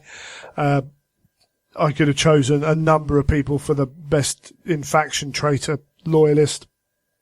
There were some other stories to say. The stories thing was a bit of a letdown on my part because I didn't I didn't remind people to do it. Same with the objective markers. It's probably something I'll drop. I also didn't have that many missions that needed objective markers, so maybe that's another issue with it as well. But we'll see moving forwards what I do with that one. But all of those, there were a couple of other players in that had made really cool lists as well, which was good to see. Chris had. It was quite interesting to see like power levels of lists as well, because I say Chris brought his Raven Wing, which is really good to see because I hadn't seen many of them yet because bikes are really expensive. Yes, yeah, really expensive. But it did look cool when it was all laid out. Quite intimidating because it is quite a tough list. It was very nicely done as well. Actually, I was quite impressed. I mean, obviously he's good with an airbrush. Because you could tell, obviously, that's what he's used to get the bulk of it done. But it did look like a really, really nicely painted army. Yeah, and it was actually, again, one of those lists that I didn't identify as being... I thought the scenarios would knock that list down more than they did, and they didn't. And that is a really... I was trying to work out what I could put in an army to really halt it. And it's quite difficult because not only is it quick with heavy weapons everywhere and jet bikes are phenomenal, but also it can just disappear off the table and come back on. With its special rules. And it's like, wow, actually, maneuverability can be huge in a lot of these scenarios, and it's tough as well. Effectively, they're flying Terminators, aren't they? You know, Yes. And when they jink and stuff, it's just not doing anything to them. And then I thought, okay, well, he hasn't got, you know, anti-tank might be an issue. Oh no, he's got 2 lightnings as well. So I probably should have given him a few negative rules once we'd started playing, maybe to his reserve roles, just because then he wouldn't necessarily be able to deal with everything that was going on. And maybe there were 1 or 2 lists that I could have put him up against that might have been a struggle. But if an army you're putting against doesn't have maneuverability, so Johnny's demons in some ways would be good, but because they're not quick enough, they'd never catch him. So it's like, unless you can force the bikes to come to him, it's not going to work. So, I mean, that's an issue, but list submission as a whole moving forwards is an issue as well. It was a bit of a nightmare. Most lists were late, which is kind of fine because most were only a day or 2 late, but we were trying to get them up online. Quite a few were not in the format requested again because I wanted to post them all online. They had to be kind of standardized. So if I do it again, I don't know how to make people do what I want them to do, if you know what I mean. And it's not to have a go at anyone, but it's like, you know, I never expect like everyone to read the pack properly because it just doesn't happen. And that's life. That's gamers. But I like the idea of getting the lists up early, having other people check them, because there's so many rules that if I go through and go, this list is wrong, they go, actually, this does this and this does this and that does that and that allows that. And I'm like, oh yeah, okay. Go and check it again, you know. Whereas most of the time you put it up and someone goes, oh, I play Ultramarines, you can't do that. Yeah. You know, indeed, yeah. It's a lot easier to pick faults in your own army. But it also allows people to kind of discuss the armies, which again, you know, people who listen to this know I'm not the most kind of, I don't like get pumped up for stuff. You know, I tend to allow it to happen. But moving forwards, if I kind of get someone to do that, then you might get more chat generated about the lists in a positive way. You know, you can call a list out for being really tough, but then that means I can plan for it. So there was a couple of comments about the level of power of the lists, but I know, because I asked for people to be respectful, and a couple of people comment me and say, oh, you know, I think this list, you know, and I'm like, no, you can call this out, but do it in the right way. So you can, there's no problem with someone saying, look, wow, that guy's got 7 knights in his 3,000 points. That's going to be a real struggle for a lot of people to play against. Or, oh, wow, you know, that Imperial Fist army's got a Marauder Bomber. Does he know what it does? Right? As in nothing. Yeah, exactly. So, you know, that's fine. We did have one comment. I did delete it. I don't think it was meant that way, but it was looking at Ben Fletcher's list and it said something along the lines of, oh, great, you know, 2 knights in 1,500 points. That's you know, that guy's a fun player. And it's like, well, no, hold on. That's a different story because actually, yes, he was. And yes, he lost both of his games with those in the list. So, yeah, it becomes a little thing like that. Because of the nature of doing all that, because mainly of 4 or 5 people changing lists or being really late, I was like, well, is it worth getting people to submit lists or just bring their list on the day? But then that potentially causes problems with, you know, oh, I played this guy first game and he had an illegal list. So, where do you stand? It's a real tricky one for me as an event organizer, because it's not a tournament. Because if it was a tournament, I can go, right, you get 10 points for submitting your list on time. You get 10 points for it being in the correct format. And if you're going to win the tournament, you probably need those 20 points. But a narrative event, I don't want to be restrictive like that. Now, potentially, I can offer an incentive to say, okay, each of your, every list in is going to be plus 1 point to your side. Something like that. There is potential to do that. How much that would affect people, I don't know. You know, because again, I had people messaging me like 2 weeks before the event saying, oh, this scenario is a little bit funny. And I'm like, that's cool. Thank you for pointing it out. I'll look at it. 5 months ago would have been perfect because I actually would have changed the scenario.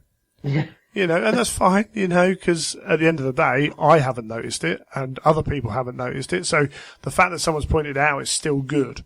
But as an event organizer, again, on the other side of things, it's like, awesome. I'd love to have known that 4 months ago because you know what? I would have made the event better for you guys. Yes, yeah. So those little things, I mean, I think it might have been Chris who said he didn't even know there was a pack. I'm like, come on, Chris.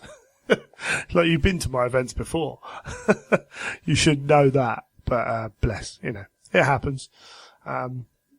Yeah, I don't know. It's a hard one to do. I've got, very soon, if not before this episode's up, the tickets are available for my next event. I'm kind of trying to finish the pack off for that, not knowing exactly how to go forwards because I don't think there is a right way, I think you just have to choose one and accept that you're going to have issues with it. Yeah, I think you're right. I do think you're right. But we live and learn, maybe. Just about, yeah. Well, I thought personally, you, as you said, no one ever reads the pack, and from going to one of your events, that's exactly what I did. It's there.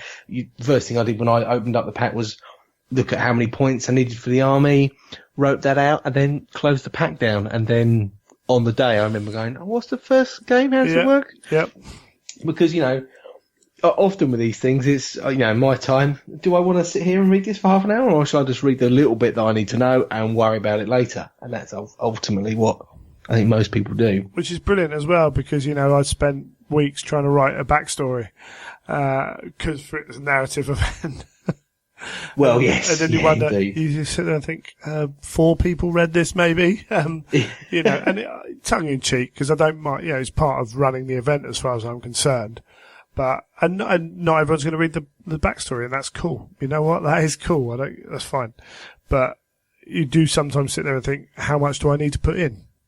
Because people praise you for it, and then they haven't always read it, and you're like, So it's just an interesting one as an event organizer. I'd be interested to see how other event organizers kind of handle that aspect of it. I mean, I've learned a lot from this one, like the value of good help, and that's not to. Oh, thanks, mate. Yeah, that's not to have a go. You were here, you idiot. It's not to have a go at anyone who's helped before, but like someone, if I'm using something like Excel to keep track of information, having someone there who knows Excel and can do it simply without, because I could learn it, but it would take time. I've got doing other stuff. Tom's got those skills. He was brilliant to have there, and actually, he's just an organised person, or appears to be anyway. So yeah, but I thought he was very organised. Yeah. So actually, as a non-organised person myself, that means he can deal with all those bits. He was like, right, give me all these, and I'll get that done. I'm like, awesome. I can run around a little bit like a headless chicken and kind of manage stuff.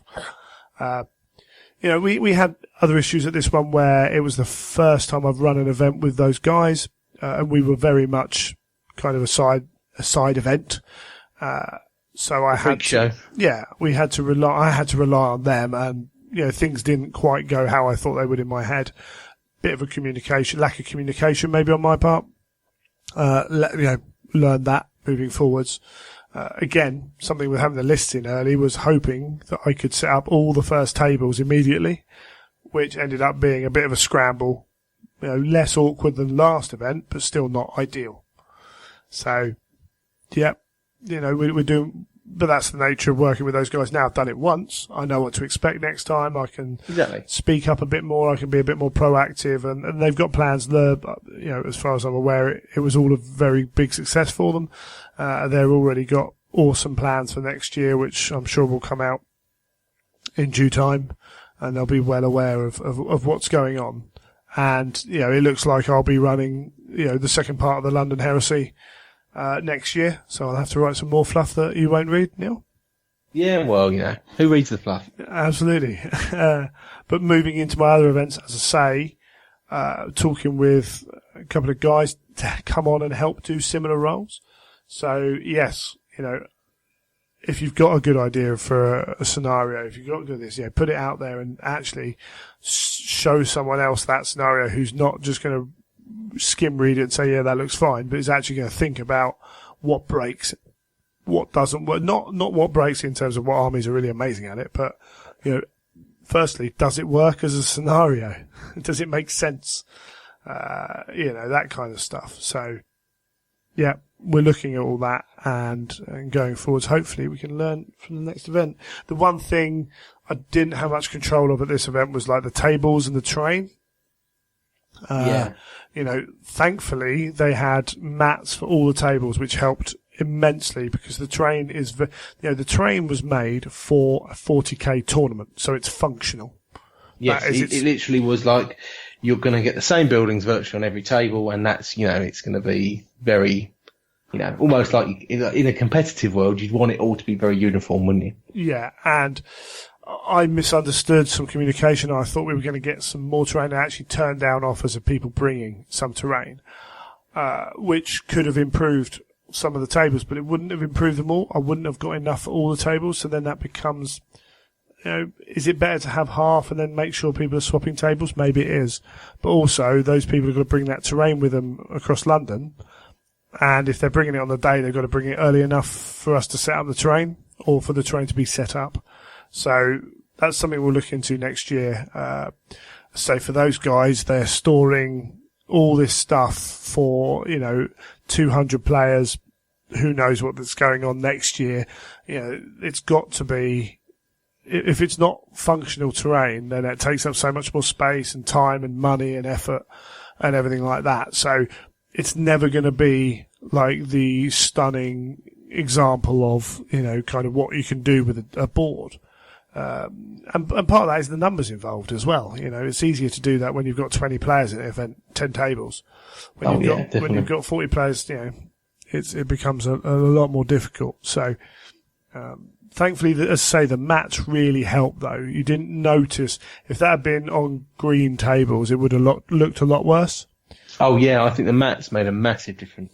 Yeah, and it's not ideal, but I think if I'm going to be running an event in London, it's the only way it's going to happen. So I put up with it. It's fine. It worked.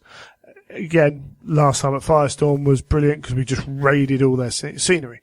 That's the advantage of putting something on in a gaming venue and what have you.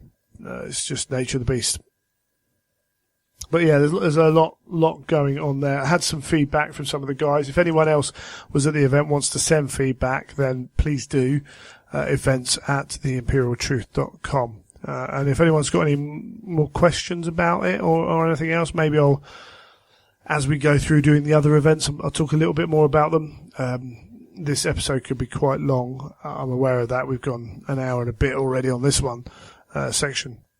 And there is a big conversation to be had about styles of play in the Heresy, I think, which is going to maybe have to wait a week or so to have it, because there are people turning up for events and wanting very different things from those events. And that's, yeah. As a community, I think sometimes we'll go into that because I say that's a big topic. If you've got any thoughts on that you think you want to send my way, then greg@theimperialtruth.com, because it's, something I want to try and delve into. But overall, London Heresy, I think, was a success.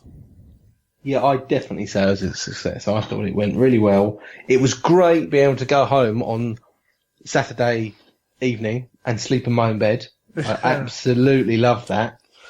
That was fantastic. Yeah, and driving into the venue on the Sunday, that was really handy as well. On reflection, I should have driven, but these little things I can organise that. I know where I'm going now if it's at the same venue. But the big thing for me was actually to thank every person who attended, because again, I've said it, people say, it's a great event, and I put out a pack and I do that, and that's fair enough. I put out that effort. But if 42 people turn up and they don't engage and they don't, they don't play in a way that encourages that kind of play, then it doesn't matter what I've done. So with 42 players turning up, willing to take part in an event in the right spirit, the right manner, to have fun, then that creates the event at the end of the day. Yeah, definitely. I was really impressed with everyone, and I think that I couldn't, I thought it went really well, and that I think it was personally, my opinion was it was improvement on the last event, because I felt as though getting the matchups done and things like that was a lot smoother, and it felt easier. Yeah, definitely. Again, there were definitely some of the changes were more lessons to be learned, but that's life, isn't it? Yeah. Yeah. And I say, I know my biggest faults are in the organisational part of it, but also not being willing to give up that part of it as well. So, as I say, having a team, but that's not always easy, asking people to give up their weekend, to not play, to go to an event, to pay to travel to an event and all that, is not always easy to ask of someone. So, we shall see what happens moving forwards, I'm sure. Awesome. We're going to cut that off there because it's been a long one, and we'll be back after the music.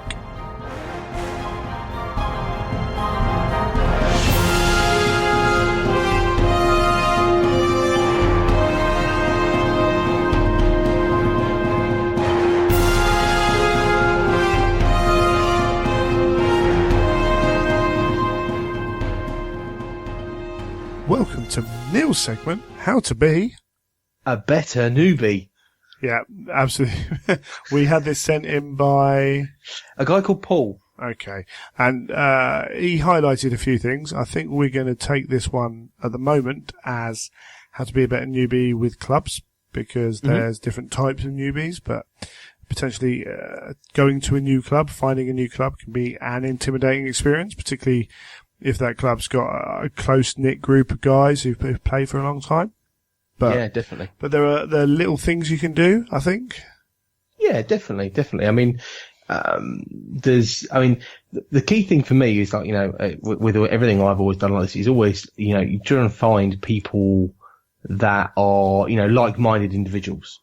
So, if you're going to a club, obviously it's going to be a little bit trickier just to walk in there. But, if you walk around the tables and have a look see what people are doing, you can quite easily spot heresy. And just try and see what's going on and who's playing it, who might be open to a game, etc.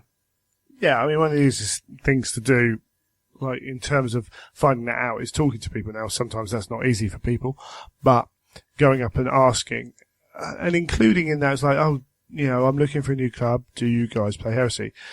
Finding a new club is a different thing. Google, looking around, asking people on Twitter, on Facebook, putting it on places. You can do all that. But I think this is assuming that you found a club who play and you're going to go along. Now, what we do at our club is we offer the first 2 nights are free. So people can just turn up, play, or just turn up and chat. And quite regularly now, it's been, right, we're open Thursday nights. Come along. Bring an army if you want. Don't bring an army if you don't want. Come along, chat, meet the guys, and see if you like it. And if you talk to anyone about their hobby long enough, you'll get a good idea of how they play. Yes. Because, yes, every now and then someone will say, oh, I like to play fun, friendly games, and maybe they don't. But most of the time, you'll quickly kind of, what do you play? Oh, yeah, I've got, 3 Spartans at home and da-da-da-da-da. I was like, okay, well, they're maybe more of a game-focused person than the guy who's like, oh, I run infantry this. Oh, yeah, I know it's rubbish, but I enjoy it. Like, they're extremes, but that's a good idea sometimes of finding out what's going on. Also, people might be playing the game, as you say. So if you can see a game of heresy going on, go and look at it. That is very telling. It's easy then to understand, okay, these guys seem all right. Yeah. And they seem to be having a fun game rather than, or they seem to be playing the game in the way that I want to play the game, whether that's competitive, fun, or what have you. But, And I think, I suppose it's hard, isn't it? Because when you've been in the hobby a while, you feel as though you sort of know, you don't consider yourself a newbie, but I do think that whenever I've looked at a new game system, I've always very much relied upon someone else who maybe is already playing that game, etc., or someone who has read the rules, and will sit back and sort of say, oh, like, how does this work then? How does that work? You know, and can you run me through this? Can you run me through that? And just sort of try and just glean bits of information off them, without trying to go to, you know, just like too in depth. Yeah, communication is a big thing, I think, with that. And if you are then learning, so it's not just a club, it's learning to play a game at a club. As you say, there's that fear sometimes that you're going to be holding people up, you're going to be pressing their time. But if you're open, honest, and upfront with it, then I think a lot of the time people will respond to that positively. Yeah, and will accept I that. think, yeah. And even at our club, sometimes it will be like, okay, right, well, this guy and this guy are probably the best guys to play, and then, you know, I've helped organise that. So you can even ask, you know, is there someone I can play just as I learn? Small games, maybe, just to help you get into it, and to go through and be aware of the fact that it might take a little bit longer. You might make mistakes. Yes, yeah, definitely. I mean, mistakes are going to be had everywhere. And, you know, I think one of the key things I found with all these is just trying to read your material, you know, read your books. You may not understand everything that's, you know, in the books, or, you know, may not understand all the rules or how it works. But if you've read them all, it's a lot easier then to refer to those as well. Yeah, they might not make sense when you read them. And then as you're playing the game, what it does is it reinforces what you've read. It's like you suddenly start to understand, okay, I see how that works now with that rules. And if you know your rules, it also helps you as a player. And it's hard to do in your very first games, but more and more, it helps you become more confident to actually just play the game rather than checking things up. And it takes time to really get to know stuff. It does take time. And you know, you're going to get things wrong. I'm a player who's been playing war games for years. I get things wrong. I played so many different systems of games. Sometimes I refer to games from like second edition rules, you know? Yeah, that's very easy with 40k I found as well. Because often, I think it was at the event, someone asked me a question. I was like, doesn't it do this? Oh no, that was last edition. All right, okay. Because knowledge can get a bit ingrained, can't it? Yeah, absolutely. But don't let that bother you. Don't even really worry too much about their rules. Like, to become good at the game, or to become, you know, even if you're not trying to be good at the game, but to become to a point where you can play the game competently, you know your rules. Now, when you want to play the game to a higher level, it's about knowing what everyone else does as well. Yes, yeah, and trying to learn all the different, what every different army does to have, like, to say you've got your best advantage when you play. Yeah. And there are ways of making all that easier as well. Things like post-it notes or tabs on the edge of the book for specific. So one that always gets people is the wound table. You know, when they're first learning this edition of the game, and all the old editions of the game, not 8th, because that's changed, but is that wound table. And it's like, okay, I'm this, what do I need for this? When does 6s run out? Okay, right. If you put a tab on that, it's like wounds are written on it. It's like, okay, wounding, okay. No, can't quite remember. Okay, check. Oh, okay, bish bash bosh. Away you go. The books are quite good in that at the back, if you've got any of the books, have usually got the quick reference stuff. Not everything's in there, but a lot of stuff is in there. So that is always very handy to have. Yeah, definitely. Yeah, the quick reference, especially if I've seen some people have maybe photocopy rule pages and bits and pieces with their stuff on it, keeping it all handy, because you will keep referring backwards and forwards to the book numerous times. So if you can make quick access to that, you're going to make your life a lot easier. Yeah, yeah. I mean, one other thing you can do, even without playing a game, is when we say watching a couple of people play a game, you can say, look, is it all right if I ask you guys a couple of questions as you're doing stuff?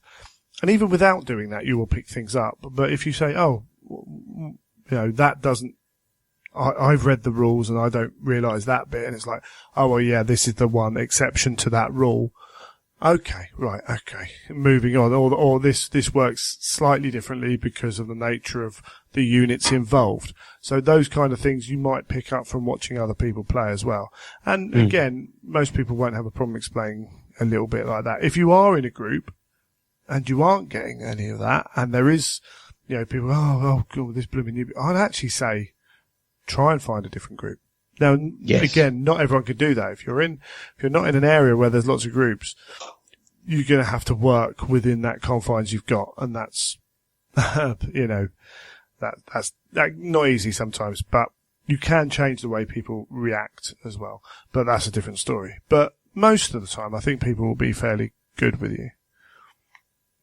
Yeah, I think so. I mean, every time I've tried to learn a new game system, I don't think I've had many occasions where someone's got angry because I'm trying to learn the rules. But no, I think most time it's relatively simple. In fact, we've written it down somewhere else. If you are trying to learn the rules and you are maybe worried about being in an environment where you're learning with people you don't want to waste their time and all that stuff, if you're near a Games Workshop, go into the Games Workshop and ask. And now this might become more difficult with Heresy under the new system.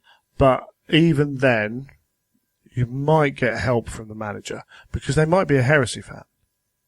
Right? Yeah, they might. And I could very quickly run a demo using 40k figures running a Heresy game, and they might ask to do it at a certain time when the shop's not busy because it would be confusing for some other people. They might do that, but I would do it if I was a staff member, definitely, because that's a potential customer. So you could do that. And on top of that as well, I mean, because they're really good, keep the points low, do that, actually have a look at what's going on, because it's one of those things. The game is not difficult. The game is complicated. Yes. And there's a fundamental difference between those two. There's a lot of stuff to know, and once you know it, it tends to stick around.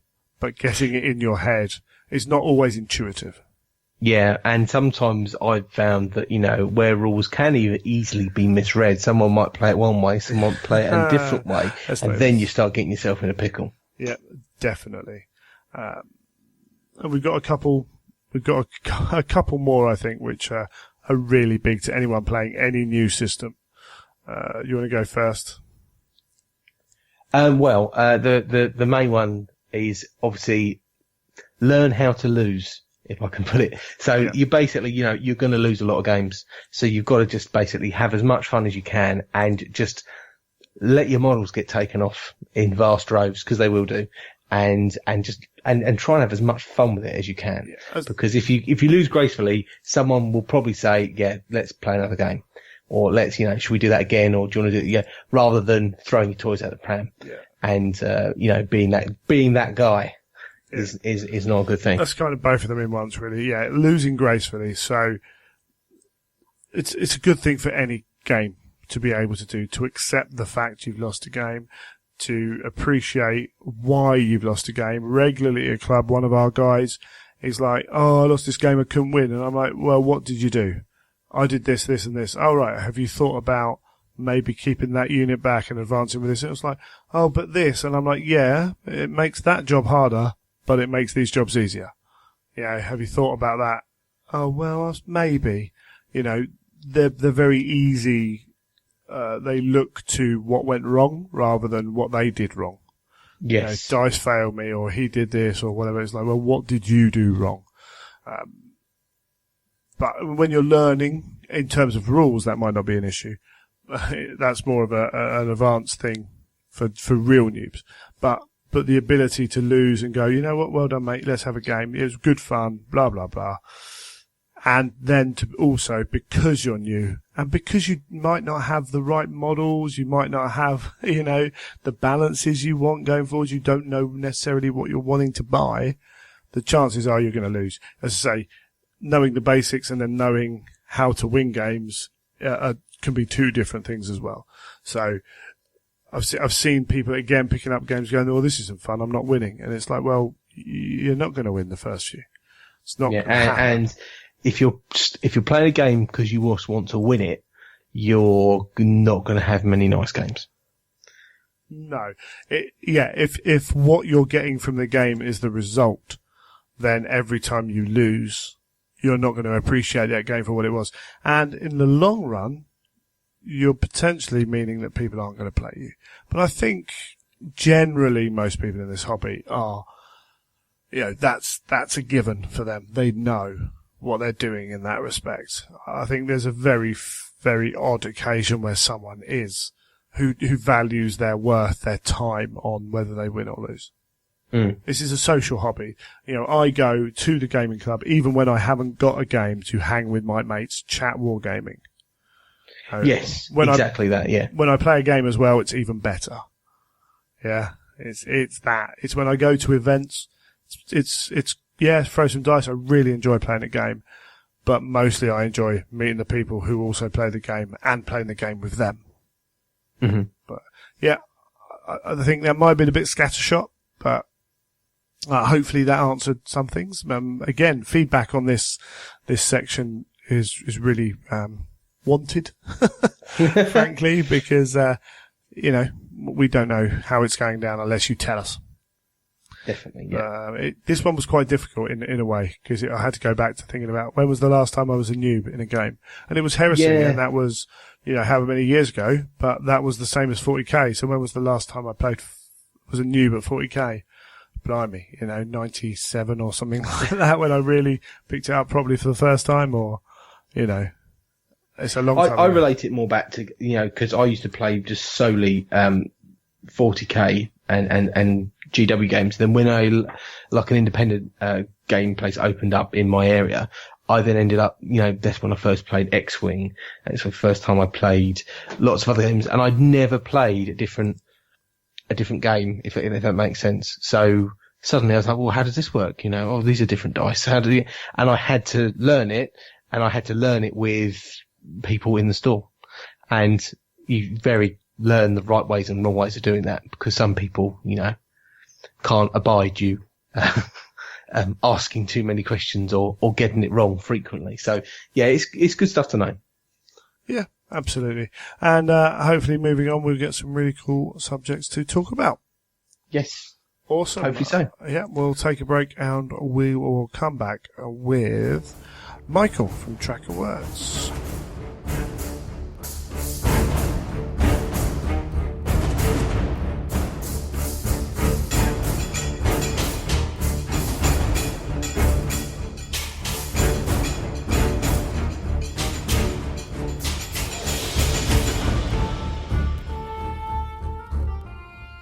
Well, Michael's back, and we're here to talk about Shattered Legions.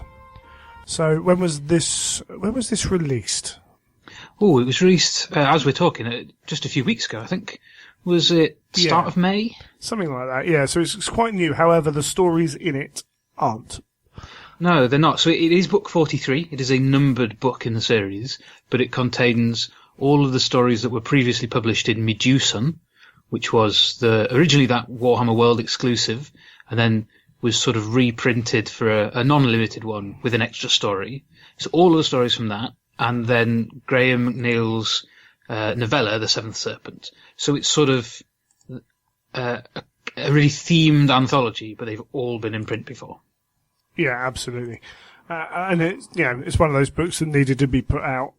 But if people aren't collecting the numbered series, they could avoid if they've got it all already, which is good. I think that's right. And I think Iron Hands fans might not thank me for saying this, but I think you could, if you are not collecting the series, absolutely, you could skip this if you've already picked up Medusa and the Seventh Serpent. But there is an argument that certainly for most of the stories in here, I think they're really great, but they're probably not as essential to the core plot of the Heresy as some of the other books, some of the other stories. No, absolutely not. There's very little in here, that really is required reading, as we call it. It's very much the bits going on around the edges, and some of it is to shed light on those legions who haven't received a huge amount of attention. Yeah, I think that's fair, isn't it? Because with Ferrus Manus meeting his demise so early in the series, in the plot, whatever you want to say, it's inevitable that the Iron Hands aren't going to play the same sort of role as some of the other legions. I actually think this is quite an elegant way of doing it. I don't know if it was always planned to get rolled up into an anthology like this, or if it came about serendipitously, but I think it's actually worked quite nicely that there's been quite a lot of coverage over a period of time of the Iron Hands in small doses, that's built up to, in the form of a single anthology, actually quite a nice story. Like we say, it's not essential reading, but it sort of gives them a bit of time in the spotlight, shows a different side to the whole heresy, I think, because we haven't seen that much in the other books of the sort of the guerrilla tactics and the behind the lines sort of stuff that will inevitably have been going on. Yeah, you're right. Also, particularly with the Iron Hands, I think they've got a story which is really unique because of the fact they've lost their Primarch, because of the questioning of themselves and what they are, particularly with the stories about the flesh is weak. Yeah, definitely. I don't know if everyone will have read it, as this is primarily a heresy podcast, but there's Chris Wraith's Space Marine Battles book, Wrath of Iron, which deals with the Iron Hands. There's a little snippet at the start, which is sort of, it's written as if it's an excerpt from a scroll, some work of Ferrus Manus that is just a fragment has been found. That essentially, I can't remember the specifics, but essentially implies that he'd acknowledged that the growing tendency within his legion to fixate on the flesh is weak, to fixate on the machine, was dangerous, and he was going to have to stop it. Now, that's wonderfully tragic that he never got to do that. And I think if you roll it then back to the heresy, when you're looking at these stories and you're looking at the way that the Iron Hands are really broken by what's happened, they're hurting, they're confused, they don't know what to do, so they fall back on perhaps the most sort of obvious part of their sort of ideology. It's just great. It's really nicely done. Yeah. Also highlighted by the fact that, Ferrus's flesh was weak as well. And that's covered in a couple of stories, actually, which are really good insights into, as I say, that character of the Legion, which is really good. Yeah, definitely. And I think it's quite interesting in this that the majority of these stories were in that collection Meduson, because Shadrach Meduson, the character, who quickly, in the first story in the book, which is called Meduson, he quickly becomes the sort of driving force behind these Shattered Legions, or what will become the Shattered Legions. And I feel like he's got this presence throughout the book. So even the stories that he's not in, quite a lot of them, there's almost his shadow in there, that you're building up this identity of the Legion as they stand now, but sort of defined by his choices and his leadership. Yeah, and that was only enhanced, and the excitement for Meduson from Vengeful Spirit. When we had that initial thing of, Shadrach, Meduson, Horus getting frustrated with him. And it was like, who's this guy, Because it's easy to forget everyone involved in all the legions. And it was like, here's a guy who's that one little set piece showed how much of a thorn in the traitor side he was being. Yeah, definitely.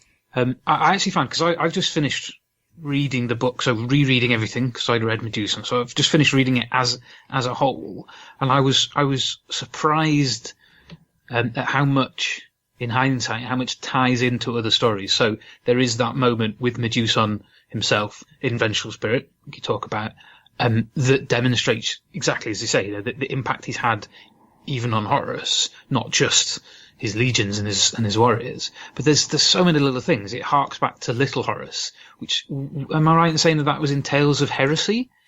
Ooh, a really early book. I'm pretty sure that's what the short story Little Horus was in. Anyway, it's a really early one, if it's not quite that. And this ties into that. It ties into Chris Wraith's White Scars arc. It ties into the stuff David Annandale's done. It ties into a load of other short stories, things like, there was a great one called Riven by John French. And this reminded me that actually there's been quite a lot of either the Shattered Legions or things connected, either in the short stories and other books, it's not all then covered in this because it doesn't reprint some of those stories, but it's great because it's a little reminders to go, oh yeah, I'd forgotten how good that bit was in Scars, or I'd forgotten how good that bit in Vengeful Spirit was, and in fact made me go and reread a couple of little snippets just to remind myself of characters, remind myself where they've been before, or in some cases after. Yeah, absolutely. And because you've gone back and read them recently, you'll be leading most of the chat on this. It was book 16. It was Age of Darkness. Oh, Age of Darkness. I believe. Gotcha. I lost the thing now, but definitely book 16. So, yeah, it wasn't quite that long ago, but it was still a very long time ago. Yeah, definitely. I really like the way they've done that. The authors have clearly gone through and looked at the little threads and thought, oh, well, where can we pull something here that ties it in? And I guess that's part of the joy of the Heresy, that it's so interconnected. The joy, stroke, the difficulty, I suppose, because at times it is a little tricky to, you're thinking, oh, I know the name of this character from somewhere. Where is it? I actually have, I had some time to myself a year or two ago, and I went through all of the novels up to maybe book 38 or something, and pulled out all the character lists from the start and put them into one big spreadsheet, like a colossal nerd, so I can go back and reference that if I really need to, which is quite useful. But it is becoming tricky sometimes to think, well, I know I've read about this guy somewhere, but I can't quite remember where it was. Bion Henricos is an Iron Hand that comes in. Yep. I thought, where on earth did I first come across him?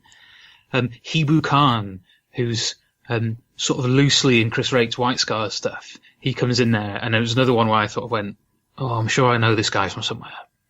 Yeah, it's very easy to do just with the number of the books, number of the characters, and everything else. And when these guys are, in one or two scenes of a book, you're quickly going to kind of, oh, that cool White Scars character, you're not necessarily going to remember their name. Yeah, definitely. Definitely. And these are the kind of stories, actually, I think, had they been able to do this with all the foresight they now have, the hindsight they now have has foresight, they probably would have pulled these out of a main run of books and had had the setting going and then done the Shattered Legions kind of series.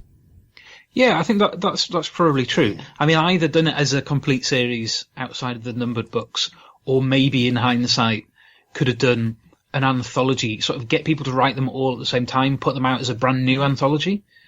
Because one of the things that does understandably wind a few fans up is, well, I've already bought these. I've already bought the limited edition of The Seventh Serpent. I've bought Medusa. Do I need to buy them again? Fine. That's perfectly valid. In hindsight, maybe they could have put them, worked them out, got them commissioned, ready to go straight into an anthology like this. Who knows?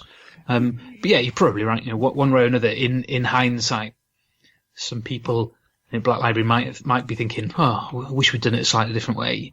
But ultimately, it is what it is.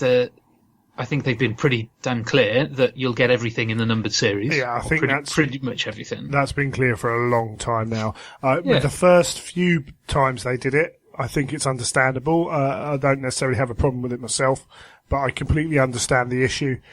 I think once we got a few years in, it was everywhere. It was obvious that it was going to happen. So I think, the people who then complain, you're kind of like, well, all the signs are there. In fact, they're telling you what's going to happen. At some point, you have to take responsibility and decide, do you want to wait or do you want to buy it twice? Absolutely. But I think it's also easy to forget, because we're really keyed into the Heresy, that not everyone has followed it for the length that we have, either because they didn't get into it to start off with or because they're only just getting into the hobby. So I get quite a few comments on the blog from people saying, I think it's great that you've got an anthology because I missed the limited editions, or I've only just started reading these, so I don't want to have to go and find a limited edition on eBay somewhere. Yeah. I wouldn't be able to get it all in one place. It's really easy for us to go, I wish there was something new in here because I've read it all before. We're not the only people, and these books are going to be read for a long time. People are going to keep cycling into the series. So from that perspective, it's just common sense that you want them all collected in one place. The other thing with having them all collected in one with no new stuff is if you have bought everything, you don't need to buy that book. Yeah, quite. So there are positives to everything. It is the way it is at the end of the day. And you're absolutely right. Imagine getting into the Heresy now and going with those big, 5-book sets they do right from the start. It would save you so much money, and you could just plough through them. Wouldn't have to wait for 6 months for the next book to come out. But hey ho. Yeah, definitely. Mind you, you would sit there looking at 40 plus books going, they haven't finished yet and I'm going to start this series. Well, quite. There's a guy that I talked to a little bit on the blog comments, and we have a bit of a chat, I think he's amazing. He's restricting himself, so he's reading the Heresy series in order. He's quite a way behind because he didn't start that, or he started quite recently. He's going to read the whole thing. Until he's finished that, he's not doing any of the Black Library stuff. He's going to go from the Heresy, I think, onto the Beast Arises, and then he's going to go from the Beast Arises into 40k. And, I mean, the willpower to do that and not skip ahead through the books is beyond me. There's no way I would do that, simply because I'm too weak and I just want to read everything. Yep. But I'm so amazed by this. I think it's brilliant, and I'd love to get some feedback from him over time of how he's finding this. Just getting this huge series, which is so far ahead. It's not even like, you start Game of Thrones or something like this and you don't really realise the scope of it. Like you say, you get into the series, it's going to be 50 books or more. I'm really impressed by that, so I'm keen to see how he gets on. Mind you could probably read the whole Horus Heresy series in the time it takes Robert Jordan, not Robert Jordan, he's the other one, isn't he? George R.R. Martin to put out his next book, so... That's probably fair. So maybe you read the whole Heresy series and then finish off Game of Thrones. Yeah, or just watch the TV series and don't bother with the books anymore. Anyway. Yeah, maybe. I think we moved on. Back to this one. Should I do a quick rundown? I don't want to go through each of the stories because I don't want to spoil anything, but maybe a quick rundown of the authors who are in it and, a bit of some numbers and that sort of thing. Pick out some key ones because I think there are some really good stories in here. Yeah, I do. I think there's 11 stories in there. And we've got something like 8 authors. So Dan Abnett, Guy Haley, Nick Kime, Chris Raitt, John French, Gav Thorpe, David Annandale, and Graham McNeil. Yeah. So really, pretty much, the vast majority of the core Heresy writers are in there. Yeah. So, you've got a good breadth of stuff there. I think, like I said before, for me, all the stuff about Shadrach Medusan himself, that's the heart of this book. So it starts with Dan's Medusan, the short story, which is basically, it's pretty grim. I think I said to you, as I started rereading these, I've forgotten how grim some of this stuff is. Yeah. It is pretty dark.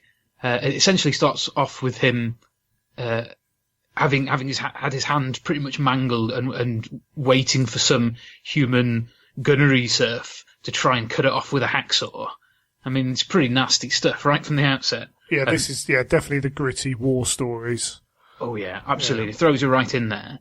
And that introduces you to his character, talks a little bit about how he ended up being the figurehead and how the Shattered Legions sort of came to have that identity.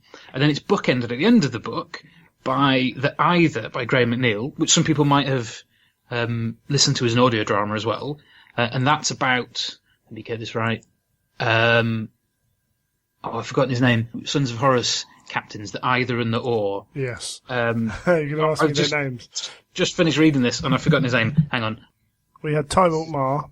Tybalt Mar, that's the one. And Veralium Moy. Veralium Moy, yeah. So, Mar, who is the Either, is sort of feeling a bit marginalised and he's obsessing over Medusan, and he's the only one in the Sons of Horus who thinks that Medusan is actually a problem. So it starts off with Medusan, with Dan, finishes with the Either by Graham, which is, it sort of brings it all back to the fact that actually the Sons of Horus are starting to figure out that he is a problem and he's going to have to be dealt with. And in the middle, there's a whole load of cool stuff. So there's a few of them that either Medusan is in or he's sort of referenced. The Seventh Serpent, which is the novella, which is essentially a few of the Iron Hands, some of the Shattered Legion guys grouping together to try and kill Alfarius. And as you can probably imagine, hilarity ensues. Nothing is quite as it seems. No, exactly. So that's the longest of them. The shortest of them, I think, Guy Haley's got two stories in there. I think they're called Unforged and Unspoken. I think Unforged is the shortest one, and these are two linked stories that start off on Istvan V with some of the survivors just trying to keep surviving. And this is super bleak. I mean, it is so dark. It's really short, but I'm trying to remember. It's one of them, the two salamanders. Yeah, well, three salamanders essentially sort of just surviving, and they think they've got the opportunity to regroup. That's right, yeah. Some other survivors.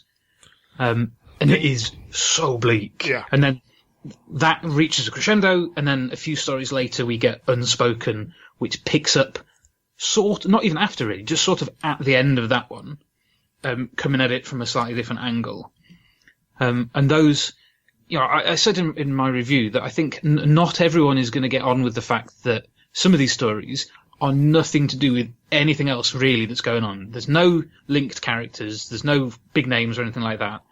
They're just the Shattered Legions in microcosm, which I love, but not everyone's going to appreciate. Now, these ones are key to that, I think, because it doesn't really have an impact on the rest of the ward and have an impact on the rest of what the Shattered Legions are doing, but it captures the essence of it really nicely, those two short stories.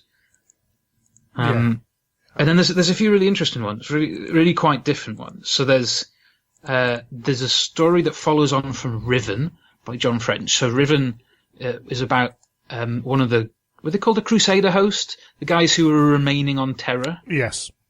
People from all the legions. Yeah, exactly. So there was an Iron Hand character who was quite high up in the Legion. I don't remember his title, but he was a respected, known leader. And in Riven, he goes out to, having found out what's happened, he goes out to try and search for survivors. Stuff happens. In the Keys of Hell, we pick him up quite. I don't know if it's immediately, but thematically, quite quickly after the end of Riven, and we're seeing something that is really dark again, and that shows quite a sort of nihilistic side of the Iron Hands, and just a little hint that Ferrus Manus, we sort of see him as quite straight up and down, but he maybe went a bit further than some people did, and realised that he'd gone a bit too far in the past. Yeah. Which is really quite interesting. I'm deliberately being vague here because I don't want to spoil anything. Yeah, Riven and Keys of Hell I really love. These were kind of the things that I hadn't read a huge amount of John's stuff, like going back, and when we talk about War Master, his short, and then Riven and Keys of Hell were the stuff that really started to kind of drive it home that I was a big John fan. I think you get a sense from those stories that John, he just sort of approaches heresy stuff in particular in a slightly different way. 40k heresy is dark, it's bleak, it's unhappy, but John really digs beneath the surface of that. I've never really come across anyone who writes in quite the way he does, that is mega bleak, but always something a little bit different, always something that I think I read and think, oh, there's no way I would have thought of that. Never come across anyone doing stories with these sort of themes, like really drilled down. So I think that's quite interesting.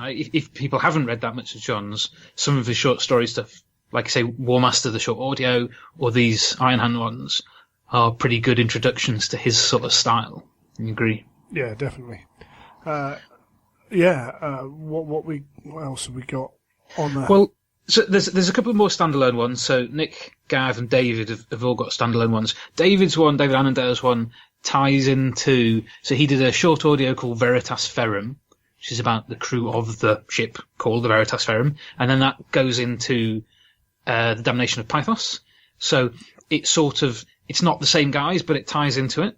It's linked, but then becomes very standalone. And that's quite a satisfying one. It's got the Emperor's Children in it, which is always nice. Always good fun to see those guys.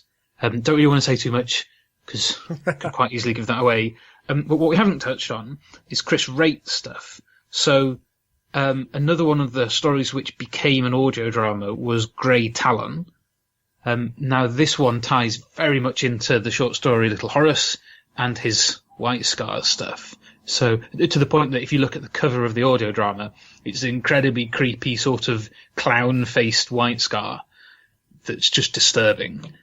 But essentially, it's a White Scar who's pretty much been sent off to die. What were they called? The Magyar Mazin? The guys who sort of sinned, who sided on the wrong side, but didn't choose to be killed by the Khan. Yeah, they wouldn't go against the oaths that they'd made. No. So there's one of those guys, and he's placed alongside Bion Henricos, this angry Iron Hand who does not want the White Scar around. But it's sort of about how the Iron Hands, it takes them a while. This is a theme that runs through the whole book. It takes them a while, but they gradually get used to fighting this way. And they gradually sort of develop a grudging respect for other people, other legions, and an understanding that their way of war just won't work for them at the moment. Yeah, that was a little theme going through, is trying to change those really kind of almost dogmatic styles of fighting. I think dogmatic's a great word for it, because the Iron Hands are, so stubborn. They completely believe that their way of war is the best. Now, arguably all the legions do, but there is something really dogmatic, really sort of tunnel vision about the way the Iron Hands do this. You see that going into 40k, the fact that they were put on this path by Ferris's death, and they just can't get off it. So like I say, it's a theme that runs through this whole thing of they're sort of, it takes them a while, and it is begrudging that they realise that there are other people.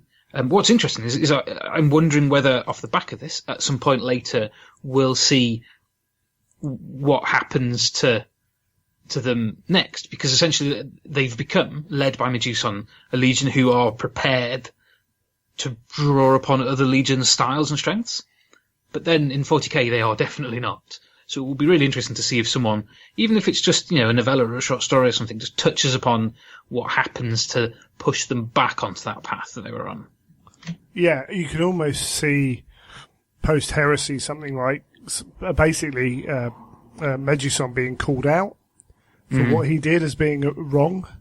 Yeah, definitely by the clan fathers or something like that. Yeah, you can almost, I can envision a story where you've got the history of this guy who's done so much in the heresy at a time they needed him, and yet he's viewed in history 10,000 years later as a bloke who almost lost what the Iron Hands were.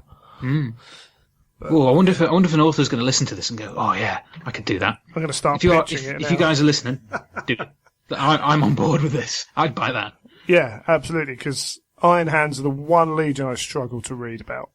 Because they are pretty, charmless.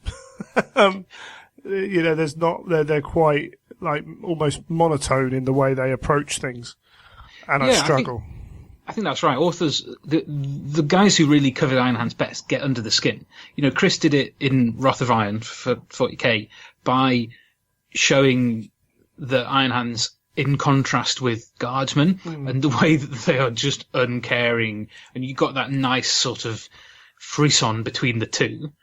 In this collection, I think the Raven Guard and the Salamanders are nice foils, especially the Salamanders, because the Salamanders are so humane, and just see things in a different way. It's almost like they're, you're two sort of really stubborn, strong, almost metallic sort of legions, but the Iron Hands will break, whereas the Salamanders would bend.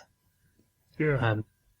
So I think the Iron Hands come across really well in this, because they do come across dark, and they do come across arguably unlikable, sort of in a weird way, but actually still really interesting characters. A full novel of a single Iron Hands character is going to be really interesting. Conveniently, there is a new 40k novel by David Geimer. I think it's called The Eye of Medusa, which is an Iron Hands novel, so I'm looking forward to getting hold of. Because I think it is going to be a challenge to make these guys likable, because they're sort of, the whole way of being is that they're not interested in that. No. They're going to do a job.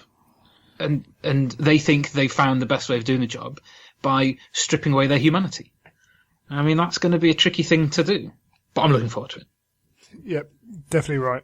I might skip that one myself. Even Chris's Wrath of Iron, I struggled with the half of it that was to do with Iron Hands. I mean, I read it, I didn't not like it, but I struggled. And then when the humans came along, it was like, yay! I can read these guys.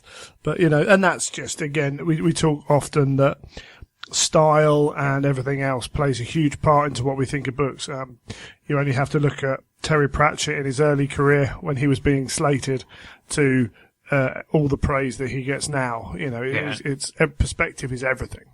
So, and that's very true. Yeah. Cool. So I think, there's a couple of stories I haven't really touched upon, but don't want to go into detail of everything. Don't want to give too much away.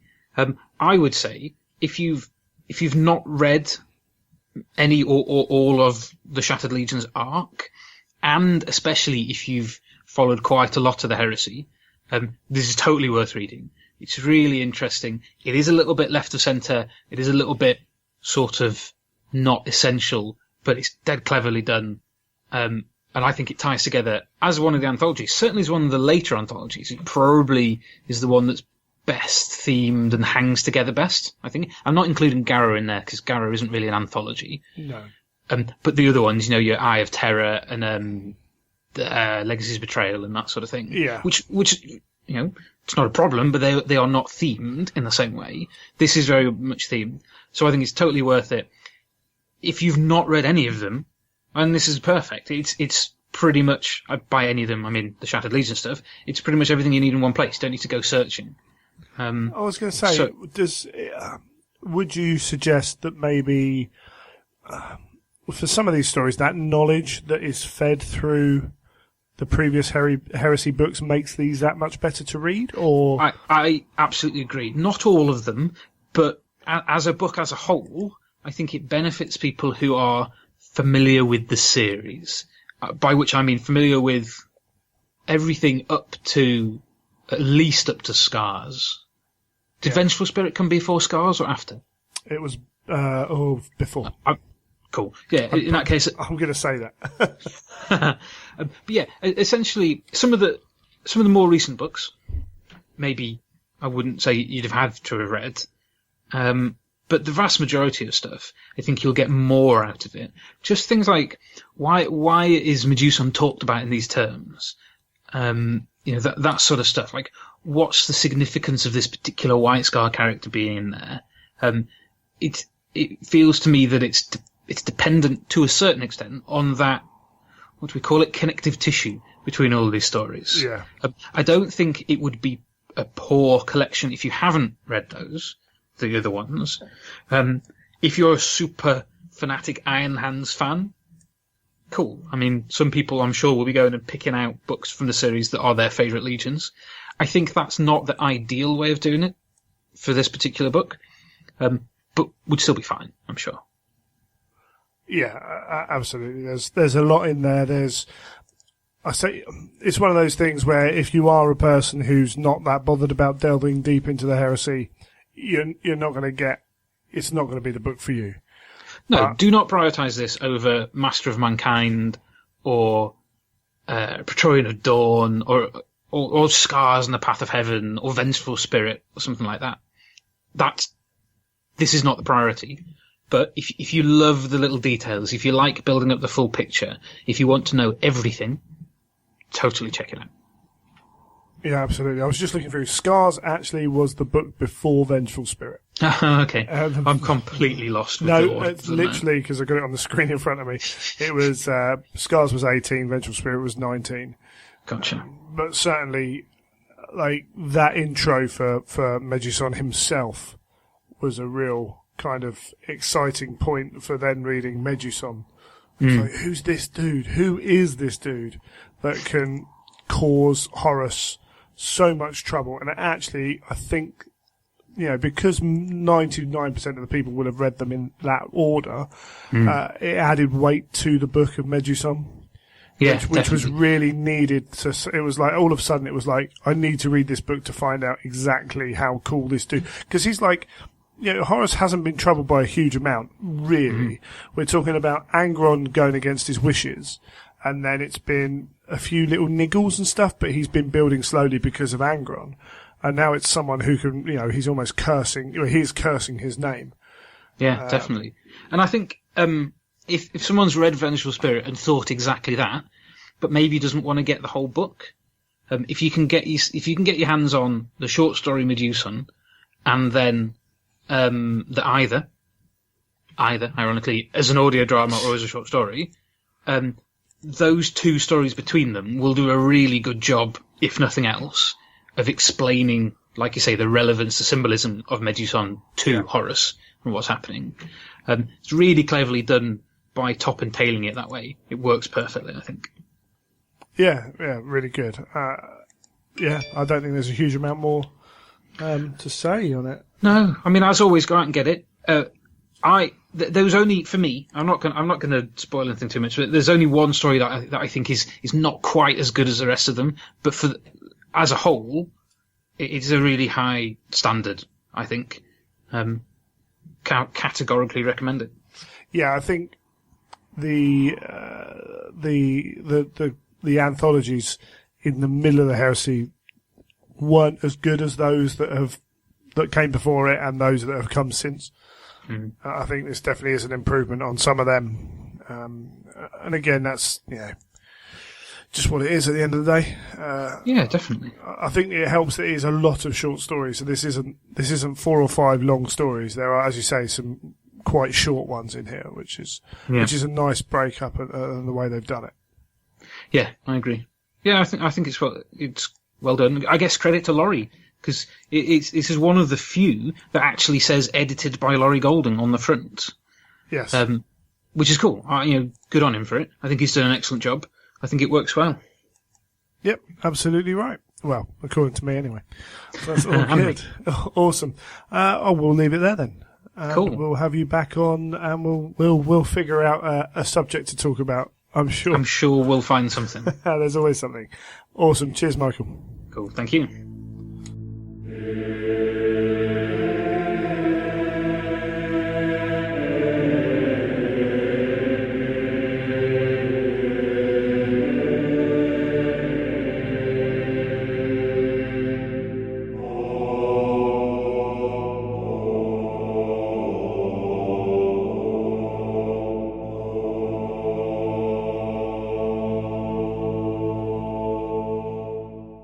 You survived another episode of The Imperial Truth. Well done. Well done, everyone. Yeah, absolutely. We're gonna, let's say, next episode, I think we're gonna address the edition issue, and I'm sure plenty of people will have their say on it, but we will have our say on it because, there's a lot to mull over, there's a lot of reaction, there's a lot of, people stating facts that I'm not sure are facts, things like that. So, we'll address that. If you've got feedback yourself you want to send in, I've seen plenty on Facebook, on both sides of the fence and on some of the forums. But, always willing to hear a bit more. But, until then we'll do all the usual stuff before we go. Firstly, very pleased to announce, finally, because I've been a bit behind the times, that I am doing an event on the 2nd and 3rd of September at Element Games called the Malrain System First Blood, or First Blood, as we'll probably call it. I'm hoping to then collect my events for a while in this Malrain system, so we've got an ongoing thing going forwards. So far the pack is not finished. You can buy the tickets from Element. It's going to be 5 games of Horus Heresy narrative, in which you decide the fate of the system. Loyalists against traitors. Scenarios will be taken from the Forge World books. I will not be making up my own scenarios quite again yet, but I will be playing with those. I will be adding extra rules like we did with Tak and Reva and things like that. So there'll be maybe weather or what have you. The usual things that I do with my events. Fun little extras to try and balance people out. Yep. I've chosen to go with 3,000 points again. Because we should have, because Element stays open late. as well. So it's got a bar on venue. We can game there. I've got to double check exactly what we're doing, but if you've bought a ticket for the event, you can play for free on the Friday afternoon in their game thing. You don't have to pay to play. So you can turn up on the Friday and play. And I will maybe try and run a small event on the Friday if I can work out timing to get up there and do it. So, maybe a little bit of a fun thing. I don't know. I've got to see. Got to work through it. But yeah, tickets are £40 and can be purchased via elementgames.co.uk. Go through the banner. Yep, go through the banner, put one in the cart, purchase your ticket. Hopefully, at the end of the day, this is slightly less notice, unfortunately, because I've been organising everything else, but it will hopefully be very similar to the events I've run before. That's the idea, anyway. Good. Excellent. Look forward to it. I think we booked up 80 tables to start with. So, yep. Plenty of space. Let's sell big those things. Indeed. Additionally, on that, I've had some information I had a request from a guy in Derby, Ben Curry. For those who play Warhammer, they know him. Listen to Age of Sigmar. He does Age of Sigmar Daily show and Bad Dice podcast. Bad Dice Daily, that's the one. He's running he came back from a Adepticon a number of years ago with the idea to run a con in the UK and was met with resistance from various groups. So he ran his own Warhammer tournament instead. And now he's been reignited in kind of building up towards a con. And I believe he's paid the deposit for the Roundhouse in Derby, which is an old train turntable. So where the train would drive, go in and they'd spin it round. Spin round. Yeah, like on Thomas the Tank Engine. But it's indoors, so this is a really large building. There is a side room as well, and I believe the numbers are around 600 to 700 gamers can go in there. And he wants various game systems. And he's asked me to run some Horus Heresy. So I'm doing that as well. And this is the first weekend of November. I've been in chat with the guys from the Sons of Heresy to help me with the pack a little bit, maybe come up and help run it. We need to finalise those details. But hopefully they'll be on board as well. So that'll be the Sons of Truth event, yeah, right? the Sons of Truth.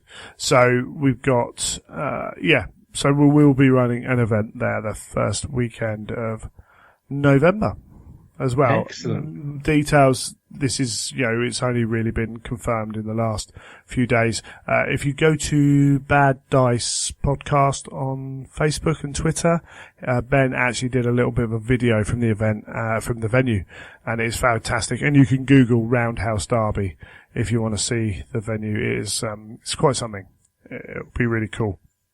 And it's dead central in the country, it's in the Midlands, so plenty of access. It's only a little trip from Games Workshop headquarters as well. So so you could do a little bit of a round trip. Derby's 15 miles away from Nottingham, 20 miles away, something stupid like that. That's good. They're right next to each other. So yeah, there is potential for that as well. But as soon as I get ticket information or what have you, that will all be passed on as well. I did say the Element Games was 60 tables. I think 80 tables. I think we've got 60 to start with. But yeah, so we've got two events coming up.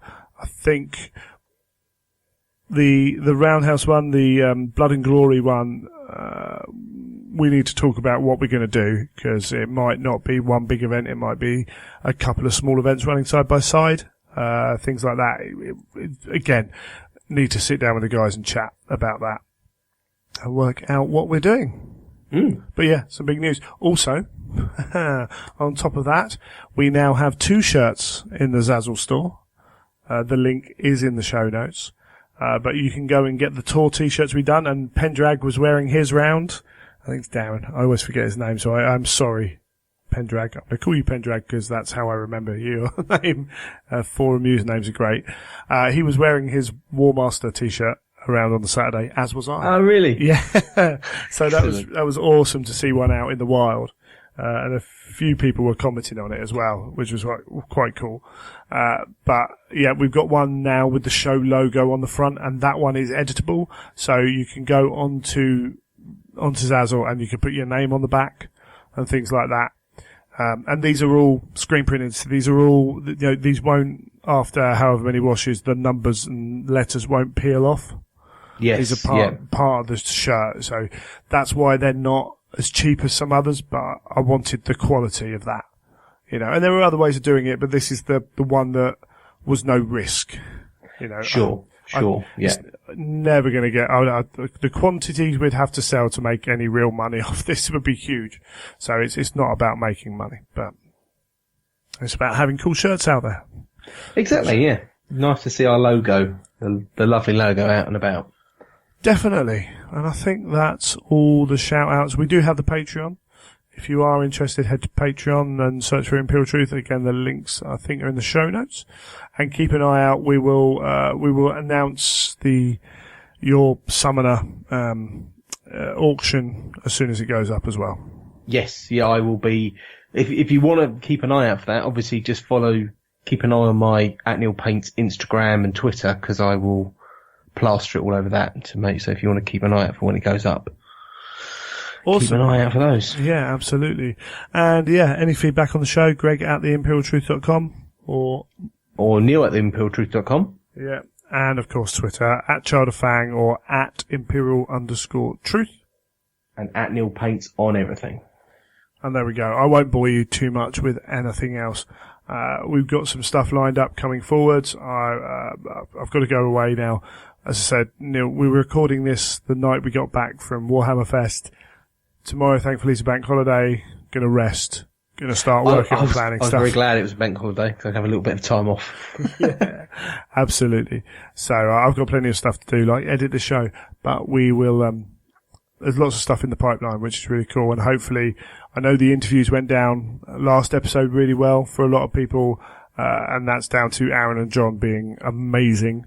And hopefully, we're going to get a few more authors on moving forwards as well, because there's plenty to talk about. Indeed. But yeah, brilliant stuff. Thank you for joining us, Neil. Even though you are so tired. Yes, very tired. Need to go to bed. Yeah, me too. You have been listening to The Imperial Truth.